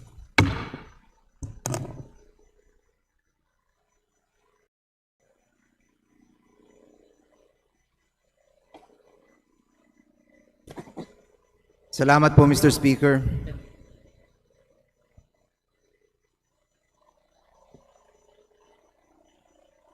Mr. Speaker, tinignan ko po yung listahan ng mga mambabatas na nag-deliver po ng privilege speech nila sa ngayong hapon po. At doon po sa apat, 3 po kami. Ang topic po namin yung hindi na po makatarungang electricity billings ng taong bayan. Senyales po siguro to ng galit ng taong bayan. Nasunod-sunod po kami na nagtatalumpati, nire-register po yung galit namin sa issue na to. At may dahilan po na magalit ang taong bayan. Sa bawat tahanan, sa bawat tindahan, sa bawat MSME, sa bawat manggagawang Pilipino, iisa ang tanong. Bakit po napakataas ng singil ng kuryente? Hindi na ito simpleng usapin ng billing. Ito po ay usapin ng katarungan. It is a question now of fairness. It is an issue of justice. Kahapon po sa pagdinig ng lead sa mababang kapulungan, muling tinalakay ang samut-saring pass-through charges na ipinapataw sa consumer, mga singil na otomatikong ipinapasa sa publiko sa pamamagitan ng electric bill. Ayon mismo sa disclosures ng Meralco, humigit kumulang 88% ng kabuang electric bill ay pass-through charges lamang. Generating charges, transmission charges, systems loss, universal charges, feed-in tariff fit-all taxes, JEA, green energy auction charges, at iba pang singiling ipinapasa direkta sa consumer. 12% lamang ang tunay na distribution charge ng utility. Sa madaling salita, ang electric bill ng Pilipino ay hindi na lamang bayad sa kuryente. Ang electric bill ng consumer ngayon ay koleksyon ng samut-saring pulisiya, subsidyo, regulatory charges at buwis. Yes, Mr. Speaker, ang mga singil ay may basehan sa batas. Oo nga, tignan natin. Ang universal charge at missionary electrification ay pinapayagan sa ilalim ng IPIRA, o RA 9136. Ang lifeline subsidy ay may basihan rin po doon sa IPIRA. Pero doon po sa lifeline subsidy, alam ba nating mga consumers na kinukuha yon sa ilang mga consumers at binibigay po sa ibang consumers. Alam po ba natin ito? Doon po sa FIT-all, sa Feed-in Tariff Allowance na nakabatay sa Renewable Energy Act, Republic Act 9513. May basihan man, wala naman pong express provision ito na nagsasabi na pwede itong ipasa sa mga consumers. Mahal po natin ang mga senior citizens. Gusto po natin sila tulungan. Pero again, wala naman pong nakasulat na express provision sa Expanded Senior Citizens Act na pwede po natin bawasan ang kanilang electric billing from the general consuming public. Hindi po natin alam yon. Bagamat gusto po natin silang tulungan at mahal po natin sila, wala naman pong nagsasabi na may express provision na kukunin po sa lahat ng konsumidor at doon po ibibigay sa expanded sa mga seniors natin. In the same way, sa lifeline subsidy, ganun rin po ang ginagawa. Kinukuha lang, kino-cross-subsidize sa ibang mga consumers. Mga kapatid, hindi lahat ng kasalukuyang ipinapasa sa consumer ay tahasang mandatoryo sa ilalim ng batas sa eksaktong paraang ginagawa ngayon. Marami rito ay pinalawak sa pamamagitan ng administrative issuances, ERC regulations, policy interpretation, at regulatory discretion. At dito pumapasok ang mahalagang usapin ng fairness. Tama po ba to? Dahil ang tunay na tanong ay hindi lamang may legal basis ba, ang tunay na tanong ay makatarungan pa ba ito? Dahil hindi lahat ng legal ay patas. At hindi lahat ng pinapayagan ng batas ay makatarungan sa ordinaryong mamamayan. Mr. Speaker, hindi po tayo laban sa renewable energy.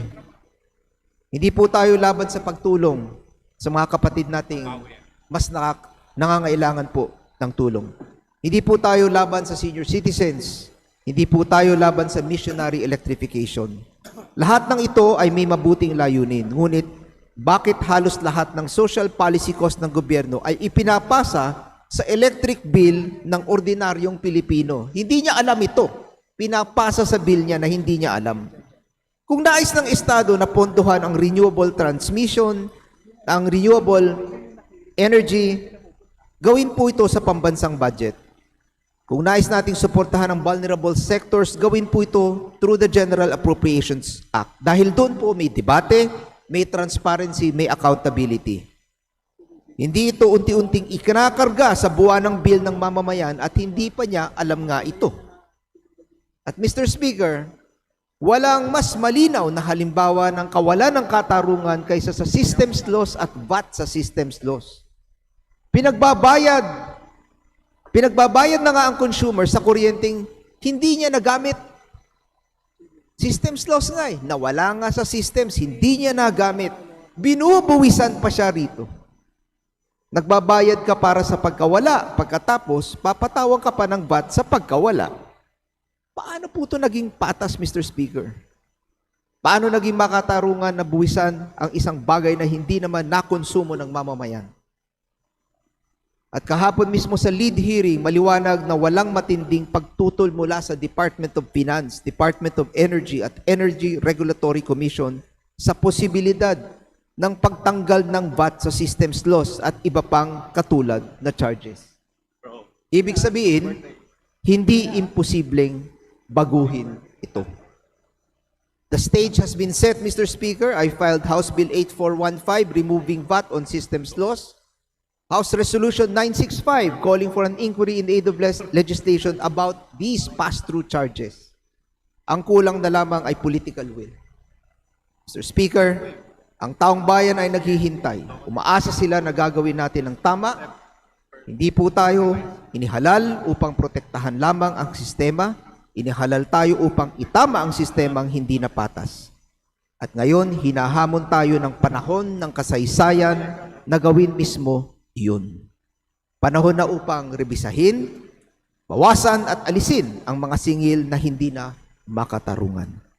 Panahon na upang ibalik ang prinsipyo na ang gobyerno ay dapat nagsisilbi sa tao, hindi nagpapabigat sa kanya. Maraming salamat, Mr. Speaker. Magandang araw po sa lahat. Majority Leader. Mr. Speaker, I move that we refer the privileged speech of the Honorable Arthur C. Yap to the Committee on Rules. Is there any objection? Hearing none, motion approved. Majority Leader. Mr. Speaker, there being no other members who wish to avail of the privilege hour, I move to close the privilege hour. Again, is there any objection? Hearing none, the privilege hour is closed. Mr. Speaker, I move to suspend session. Session suspended.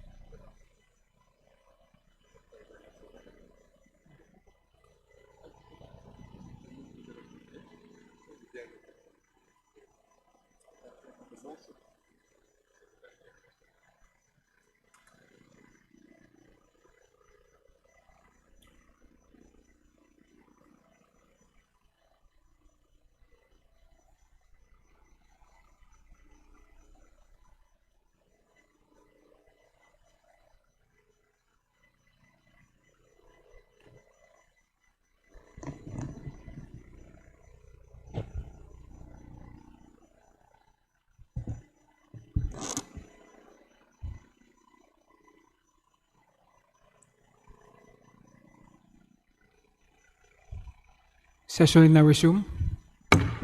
Majority Leader. Mr. Speaker, for the information of the body, Committee Report number 261 submitted by the Committee on Justice on House Resolution number 989 entitled Resolution Setting Forth the Articles of Impeachment against Vice President Sara Duterte is now included in the calendar of business.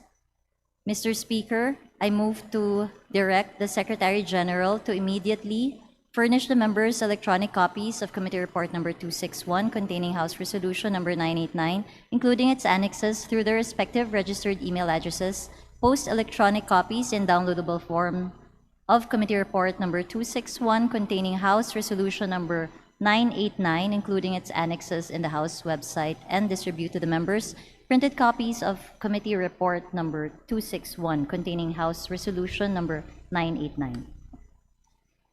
Is there any objection? Hearing none, the motion is approved. The Secretary General is so directed. Majority Leader. Mr. Speaker, I move to adjourn session until Monday, May 11. Mr. Speaker, I withdraw my previous motion, motion to suspend session for a few minutes. Session suspended.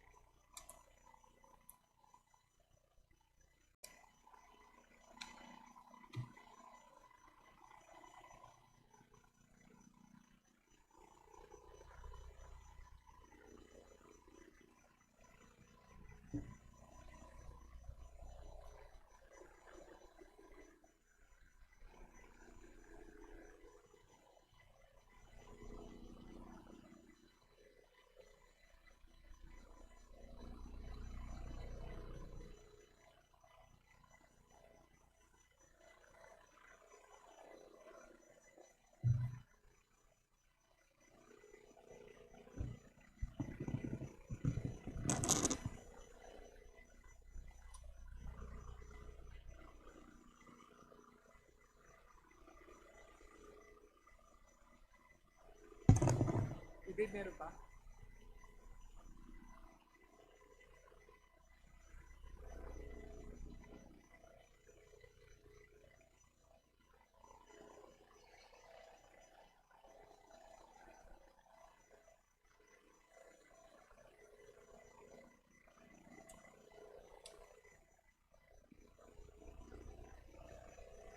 Bilis ah.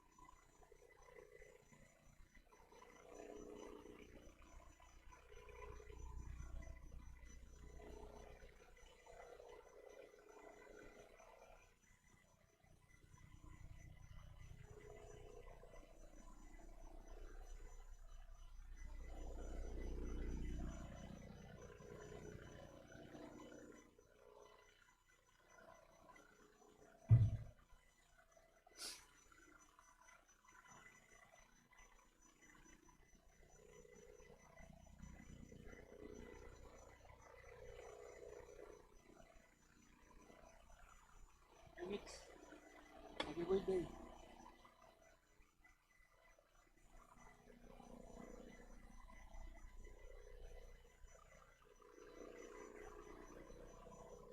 Kanta. Dinner. Dinner. Eat. Dinner. Dinner day.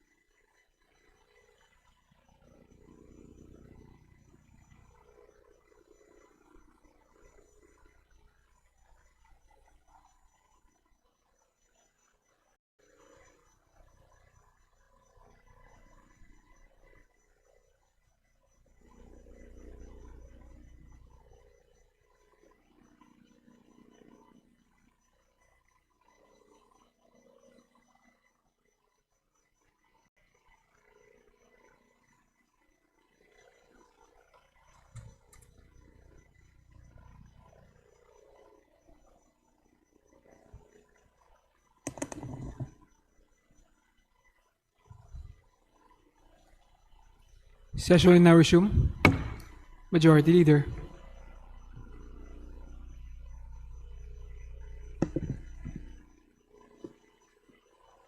Session suspended.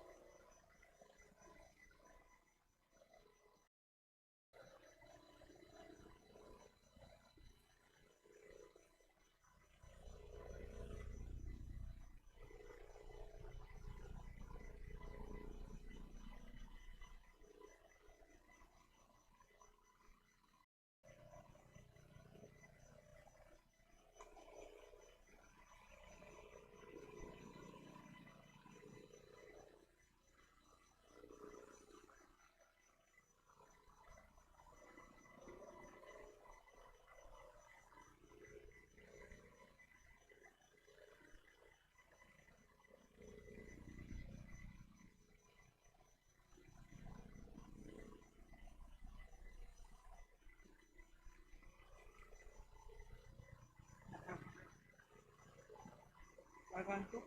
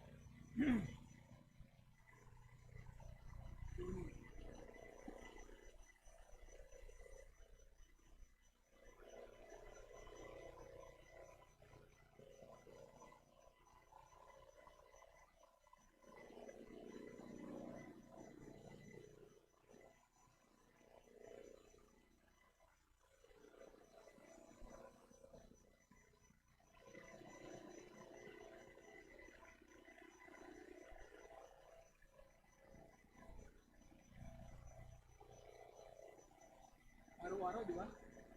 Next week, araw-araw. Campaign na eh. Mga toda, barangay leader, PWD, hinahakot ko lahat dito. Ah,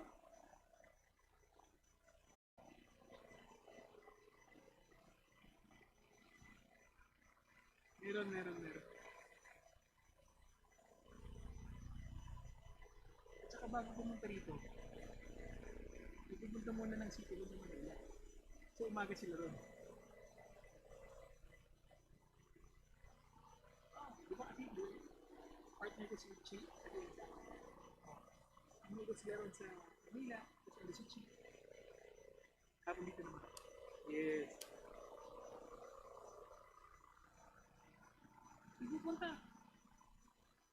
Nagpupunta.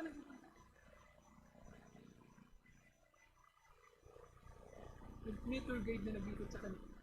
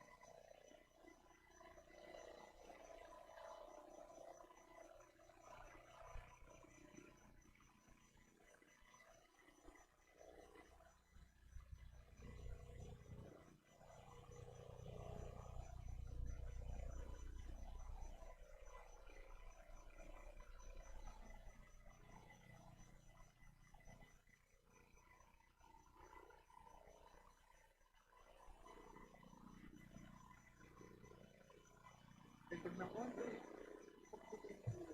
Pagbalik mo lang siya. Yun. Ibang experience. Siyempre,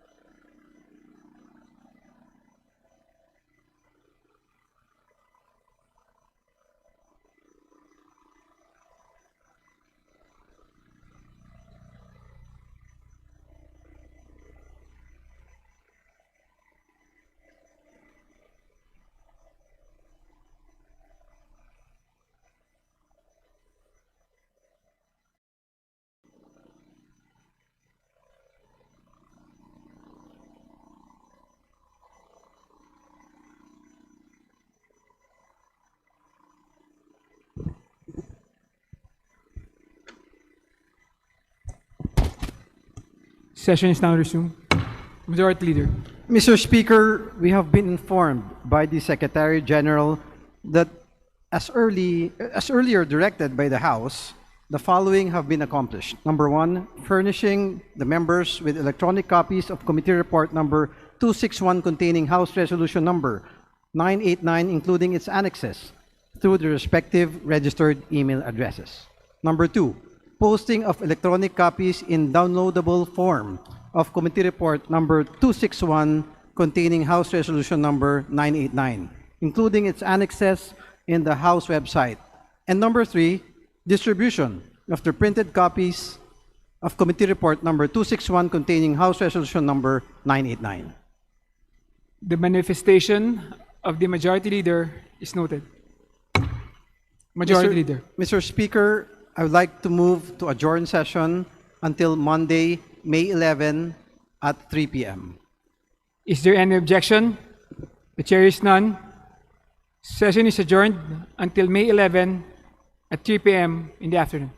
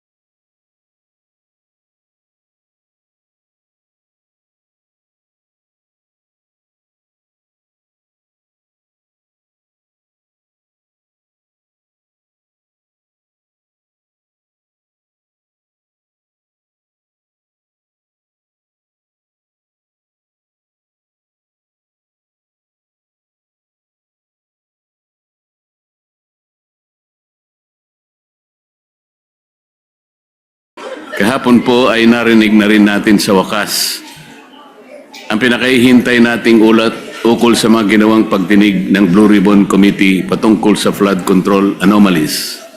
Ngunit, Ginoong Pangulo, ang isa pong mabigat na tanong ngayon ay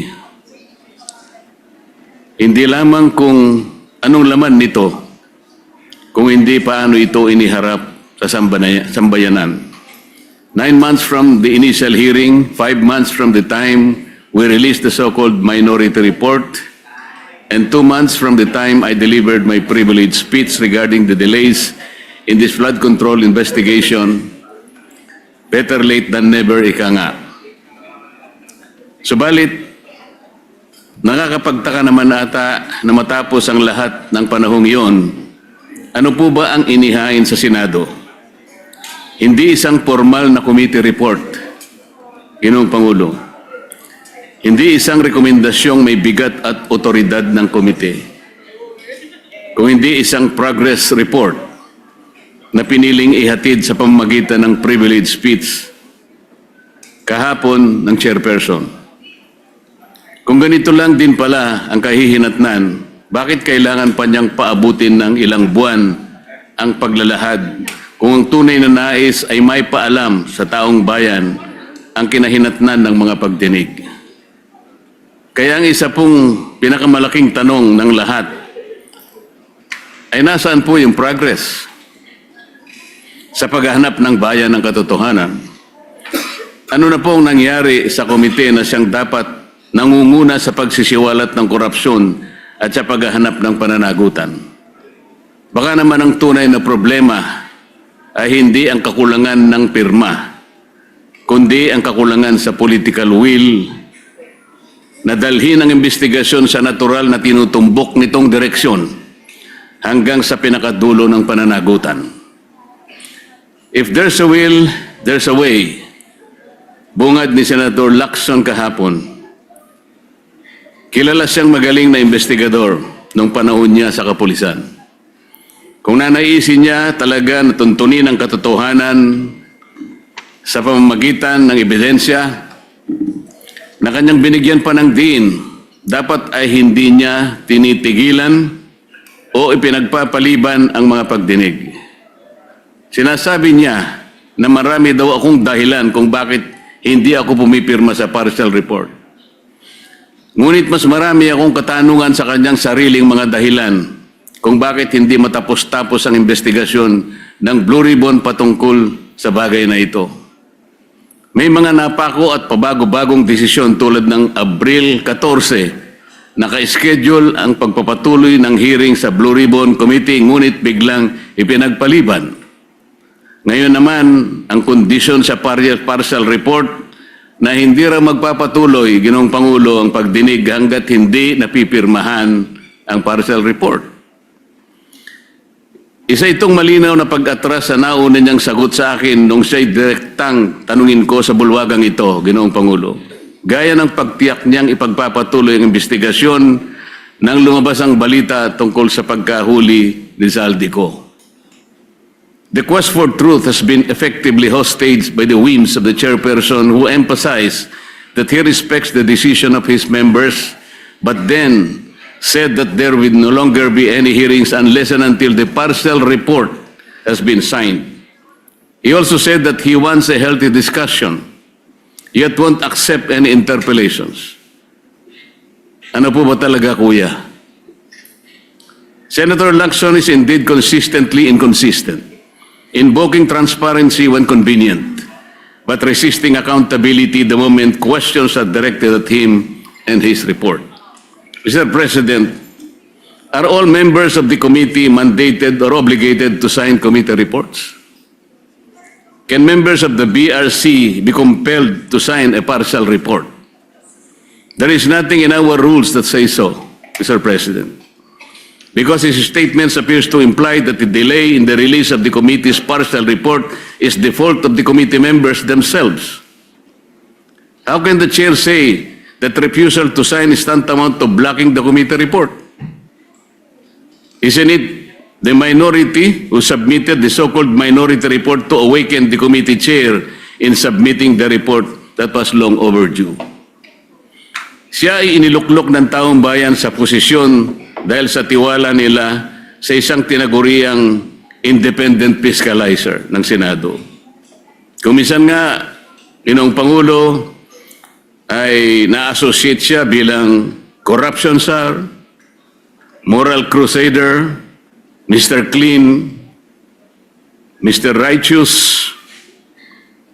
Holy Willy, grabbuster. Ngunit imbis na gampanan ang kanyang tungkulin sa mamamayan, gumagawa pa siya ng isang imposibleng kondisyon, ang pagpirma sa partial committee report para lamang hindi ituloy ang pagdinig. Moreover, Senator Lacson is again spreading this false narrative na kapag hindi ka pumirma, hindi mo sinusuportahan ang pagtataguyod ng accountability laban sa korupsyon. Let's correct this false narrative, Mr. President. Hindi minamandato ng tuntunin ng Senado na ang lahat ng miyembro ng komite na pumirma sa bawat report na nilalabas ng komite. At the most of it, sumasang-ayon ka kaya ka pumirma. So let this be a clarification to the false narrative being peddled by the chairperson. I haven't signed the report not because I don't advocate for accountability, but because the report itself is incomplete and thus could be biased, Mr. President. To press the committee members into signing a document they are not fully convinced risks compromising both the integrity of the process and the credibility of the committee. Anong kasiguraduhan ng mga miyembro ng komite na ang kanilang pagpirma sa partial committee report ay hindi gagamitin para tuldukan ang mga pagdinig at iwasan na ang paggawa ng matagal na inaantay ng taong bayan na final report? Anong gagawin o magagawa pa rin natin, Ginoong Pangulo, kung sakasakaling sabihin niya na tapos na ang pagdinig, total majority na ang nakapirma? It could be a trap, Mr. President. Bukod pa rito, Mr. President, may isang bahagi po sa nasabing privilege speech ang kumuha sa aming atensyon at hindi namin maaaring palampasin. Tulad nitong flood control scandal na patago ang atake.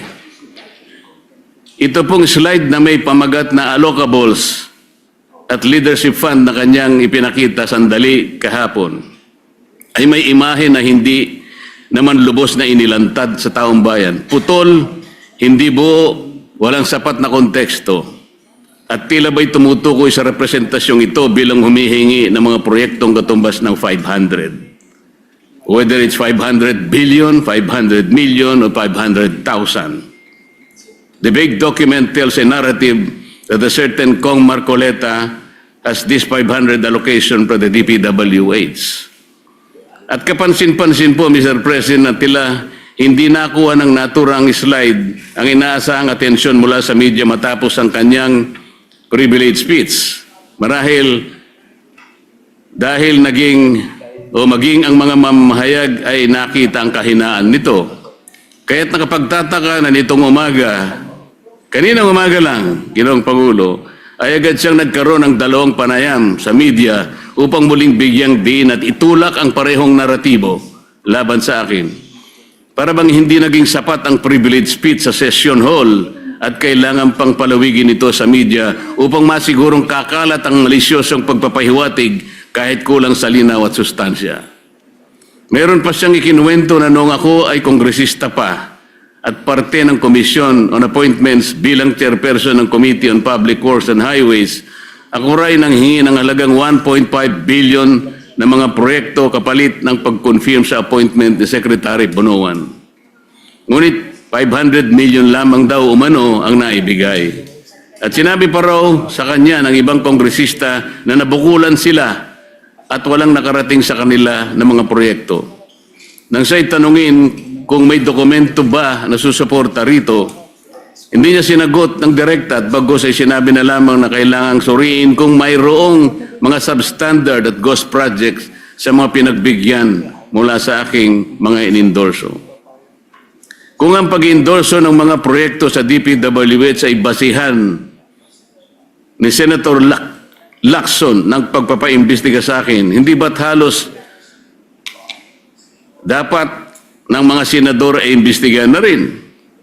Ayon mismo kay Senator Lacson noong nakaraang taon, Setyembre yata yun, Ginoong Pangulo, halos lahat daw ng mga senador noong 19 Congress ay nag-insert ng allocation projects ng 2025 national budget na nagkakahalaga ng kumulang 100 bilyong piso bawat individual.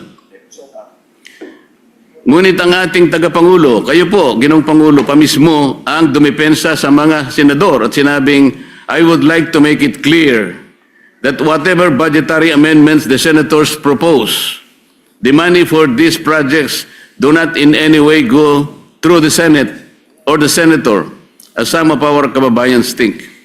It goes directly to the implementing agencies under the executive department.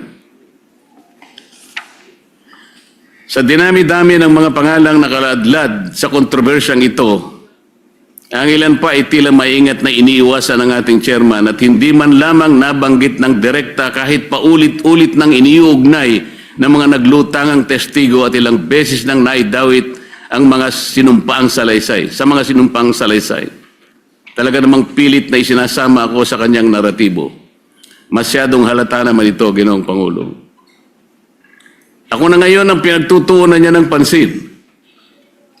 Dahil ba sa ako lamang ang nagsasabi sa kanya na gawin niya dapat ang trabaho niya, Mr. President? Kung talagang hangarin ng chairman ay katotohanan na transparency, bakit tila naging targeted ang kanyang patama sa pumupuna sa kanya? Bakit hindi siya manindigan o bakit hindi niya matindigan na mismong ombudsman na nga ang nagsabi ng kanilang kakasuhan, si Speaker Martin Romualdez? Para ba sa kanya ay walang talagang kinalaman o sadyang pikit ang kanyang mga mata sa isinisigaw ng lohika? Sadya ata talagang nagbago na ang ating kasamahan. Nasaan na ang tapang ng dating Chief PNP na habulin ang mga nagkasala sa bayan? Kung itong issue nga na patungkol sa paglimas ng ating national budget ay kanyang iniiwasan at ipinagpapaliban ng matagal, ngayon gusto niyang puntahan ng umunoy breakdown ng mga proyekto para malaman kung may mga ghost projects sa mga ito. Paraan lamang niya ito upang maipilit ang kanyang naratibo laban sa akin, Ginoong Pangulo. Hindi na po ito paghahanap ng katotohanan. Ito ay pagpapalutang ng duda sa pamamagitan ng isang palabas. Hindi na rin po bago sa akin itong ganitong pailalim na pag-atake, Ginoong Pangulo. Nakita na natin ito nang siya ay sadyang nagpakalat ng isang splice o pinagtagpi-tagping video ng aking mga pahayag upang baluktutin ang tunay kong sinabi at linlangin ang publiko tungkol sa aking posisyon. Noon pa man malinaw nang may pagtatangkang sirain hindi lamang aking pangalan kung hindi pati ang aking kredibilidad bilang lingkod bayan. At ngayon, tila inuulit na naman ang parehong taktika mula sa isang manipulated video noon hanggang sa mga pahapyaw na slide na naglalaman ng hindi kompletong dokumentong ipinakita niya kahapon. Pareho ang pamamaraan. Magtatanim ng duda, magpapakalat ng kasinungalingan, at lilikha ng maling impresyon laban sa akin sa halip na harapin ang tunay na issue. Nakakalungkot pa na manggagaling ang mga gawang ito sa isa sa atin sa kapulungan ito. Hindi lamang nakalulungkot kundi nakagigimbal isipin sapagkat sila po ay binoto ng ating mga mamayan para gumawa ng mabuti para sa ating bayan. At mas lalong nakadidismaya pa, Ginoong Pangulo, na sa halip na gamitin ang kapangyarihan ng Senado upang papanagutin ang makasalanan at hanapin ang buong katotohanan, ginagamit ito ng ilan bilang kasangkapan sa pagtitibag laban sa mga hindi kayang patahimikin at pigilan. Ginoong Pangulo, bakit ako pipirma sa isang partial report kagaya ng aking pinahayag kahapon? Ang partial report ay unfinished report. Wala pong sinasabi na ang ating mga tuntunin ay kinakailangang magpahayag ka o mag-report ka ng isang partial report. Bakit po kailangang partial report and hindi pa final report? At paano po tayo magkakaroon ng final report, Mr. President, kung hindi po niya itutuloy ang mga dapat na ginawa niyang pagdinig? Napakarami po ang dapat na ipatawag, gaya po ng aking ipinag-privilege speech ng mga nakaraan, Mr. President. Ngunit ayaw niya talagang tawagin ang mga taong ito. Tila baga, meron siyang pinagtatakpan talaga. Taong bayan na po naghihintay, Mr. President. Hindi ba ang taong bayan ang pinagsisilbihan natin? Meron pa po bang tinitingnan siyang mas mataas sa taong bayan, Mr. President? Palagi niyang sinasabi, hindi ko raw po naiintindihan ang interparliamentary courtesy. Mabigat na paratang, Mr. President. Sinabi ko nga po kahapon, ang interparliamentary courtesy ay kinapapalooban ng dalawang kapulungan, ang Kongreso at saka ang Senado. Paggagalangan sa bawat chamber. Ngunit bakit po itinatanghal niyan ay galang natin ang kabilang chamber, ngunit tayo mismo dito sa ating sariling bulwagan ay hindi ko nakikita ang tunay na paggagalangan. Alin ba ang mas importante, Ginoong Pangulo? Kailangan ba nating munang igalang ang ating kapitbahay, pero hindi natin igagalang mismo ang miyembro ng sarili nating pamilya? Dito susukatin kung sino po ang merong dalawang standards. Nasabi ko po kahapon, bakit hindi ko babaliwalayin ang konsepto ng interparliamentary courtesy kung yung pong mga taong binabanggit sa napakaraming mga testimonya ng tinawag nating mga witnesses at mga resource persons ay tumutukoy sa mga taong ito? Gagamitin pa natin yon samantalang sinabi nga natin nilimas na nga ang pera ng bayan. Gagamitin mong pagtatakip dahil sa paggalang sa interparliamentary courtesy. Hindi ba sa unang-una pa lang sila nang hindi gumalang sa mga taong bayan na pinaglilingkuran natin? At sa kanya pong interview kaninang umaga, nabanggit niya, ako po'y wala na raw sa hulog. Hindi ko raw po maintindihan na tumayo siya dito at sinabi niya na ayaw muna niyang sumagot. He cannot yield to the floor until and unless the partial report has been signed by the majority. Madali pong intindihin yun, Ginoong Pangulo. Ayaw niya talagang ituloy ang pagdinig sapagkat gagawin niyang kondisyon na kinakailangan muna na mapirmahan ang partial report. Saan ka naman nakakita ng ganong klaseng pangangatwiran? Ang sabi ko po, ngayon ko lang nakita ang very highly unusual na patakaran para sa kanya. Sabi ko nga po, kung sinabi niya mismo, ayaw ko magpa-interpolate kahit kanino, lalong-lalo na kay Senator Marcoleta. Diretsahan, Mr. President, tatanggapin ko yun. Ayaw niya bakit ko siya pipilitin? Ngunit kung gagawin niyang dahilan, kaya ayaw niya magpa-interpolate, sapagkat gagawin niyang kondisyon na kailangan mapirmahan muna ang partial report, ino-hostage niya ang taong bayan, Mr. Speaker. Yun po ang hindi ko kayang tanggapin. Ano ito, takutan? Kaya niya ginawa yun? Kaipala, Mr. President, kaya pala siya nag-privilege speech. Hindi dahil sa meron siyang gustong sabihin, para ipakita niya yung kapirasong sulat na yun, may nakalagay, Kong Marcoleta, 500. Yun po yung gusto niyang palabasin. Ganito na po tayo ngayon, Ginoong Pangulo. Bakit ko pipirmahan yung partial report? Isa po sa hindi ko matanggap-tanggap do sa partial report ay yung isa sa kanyang mga rekomendasyon tungkol sa sino ang mga taong dapat na ipaghabla.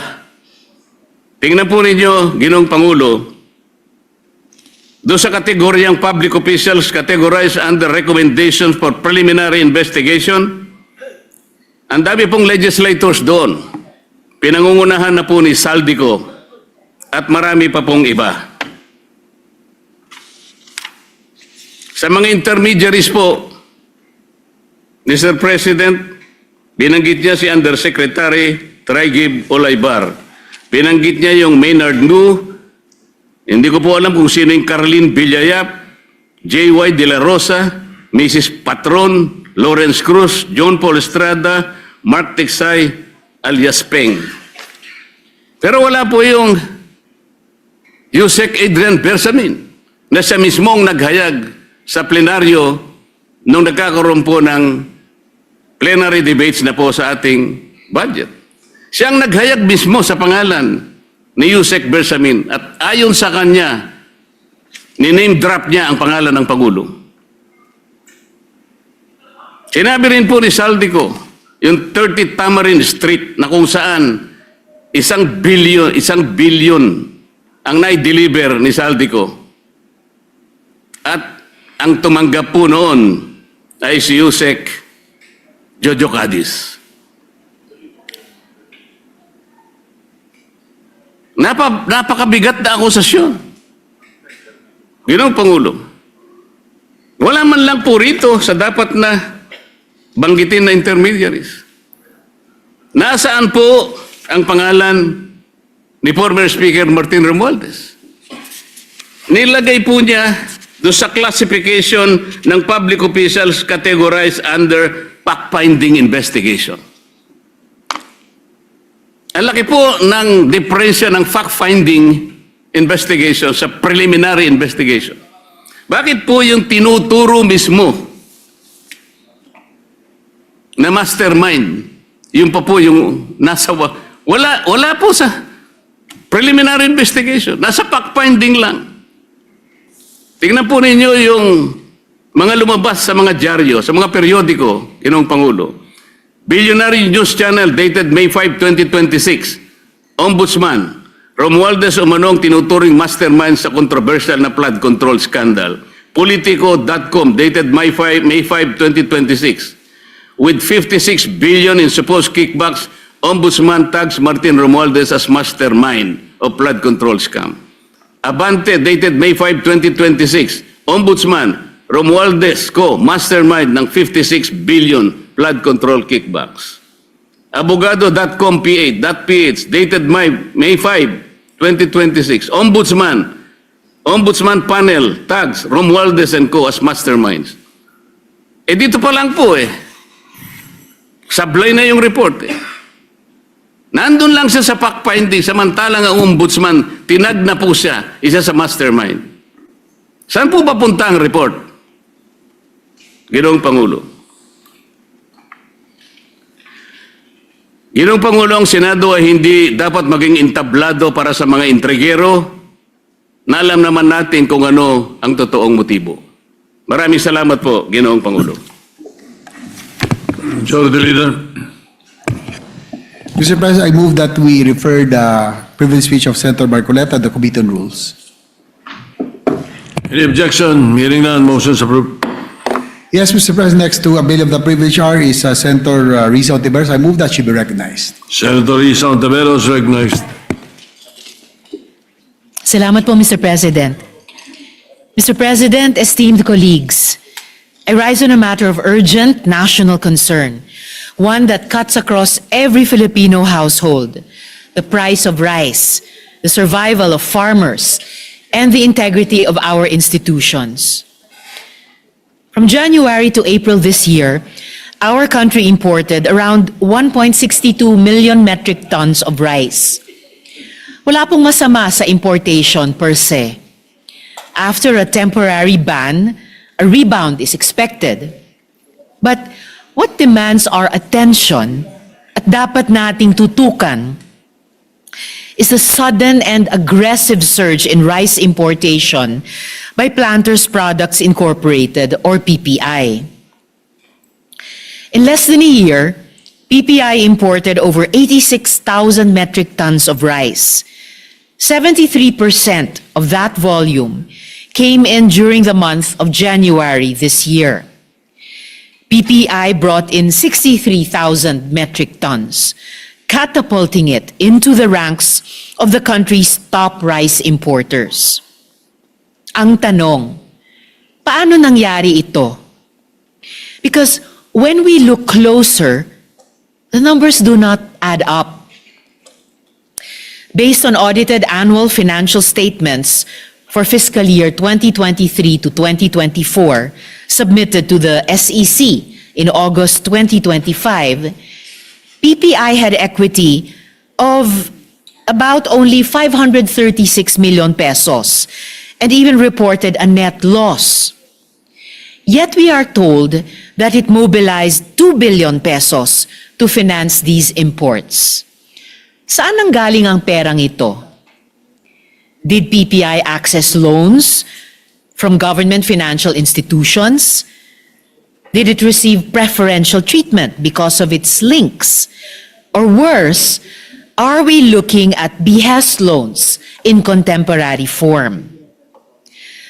Let us remember that PPI's status as a corporation remains questionable to this day.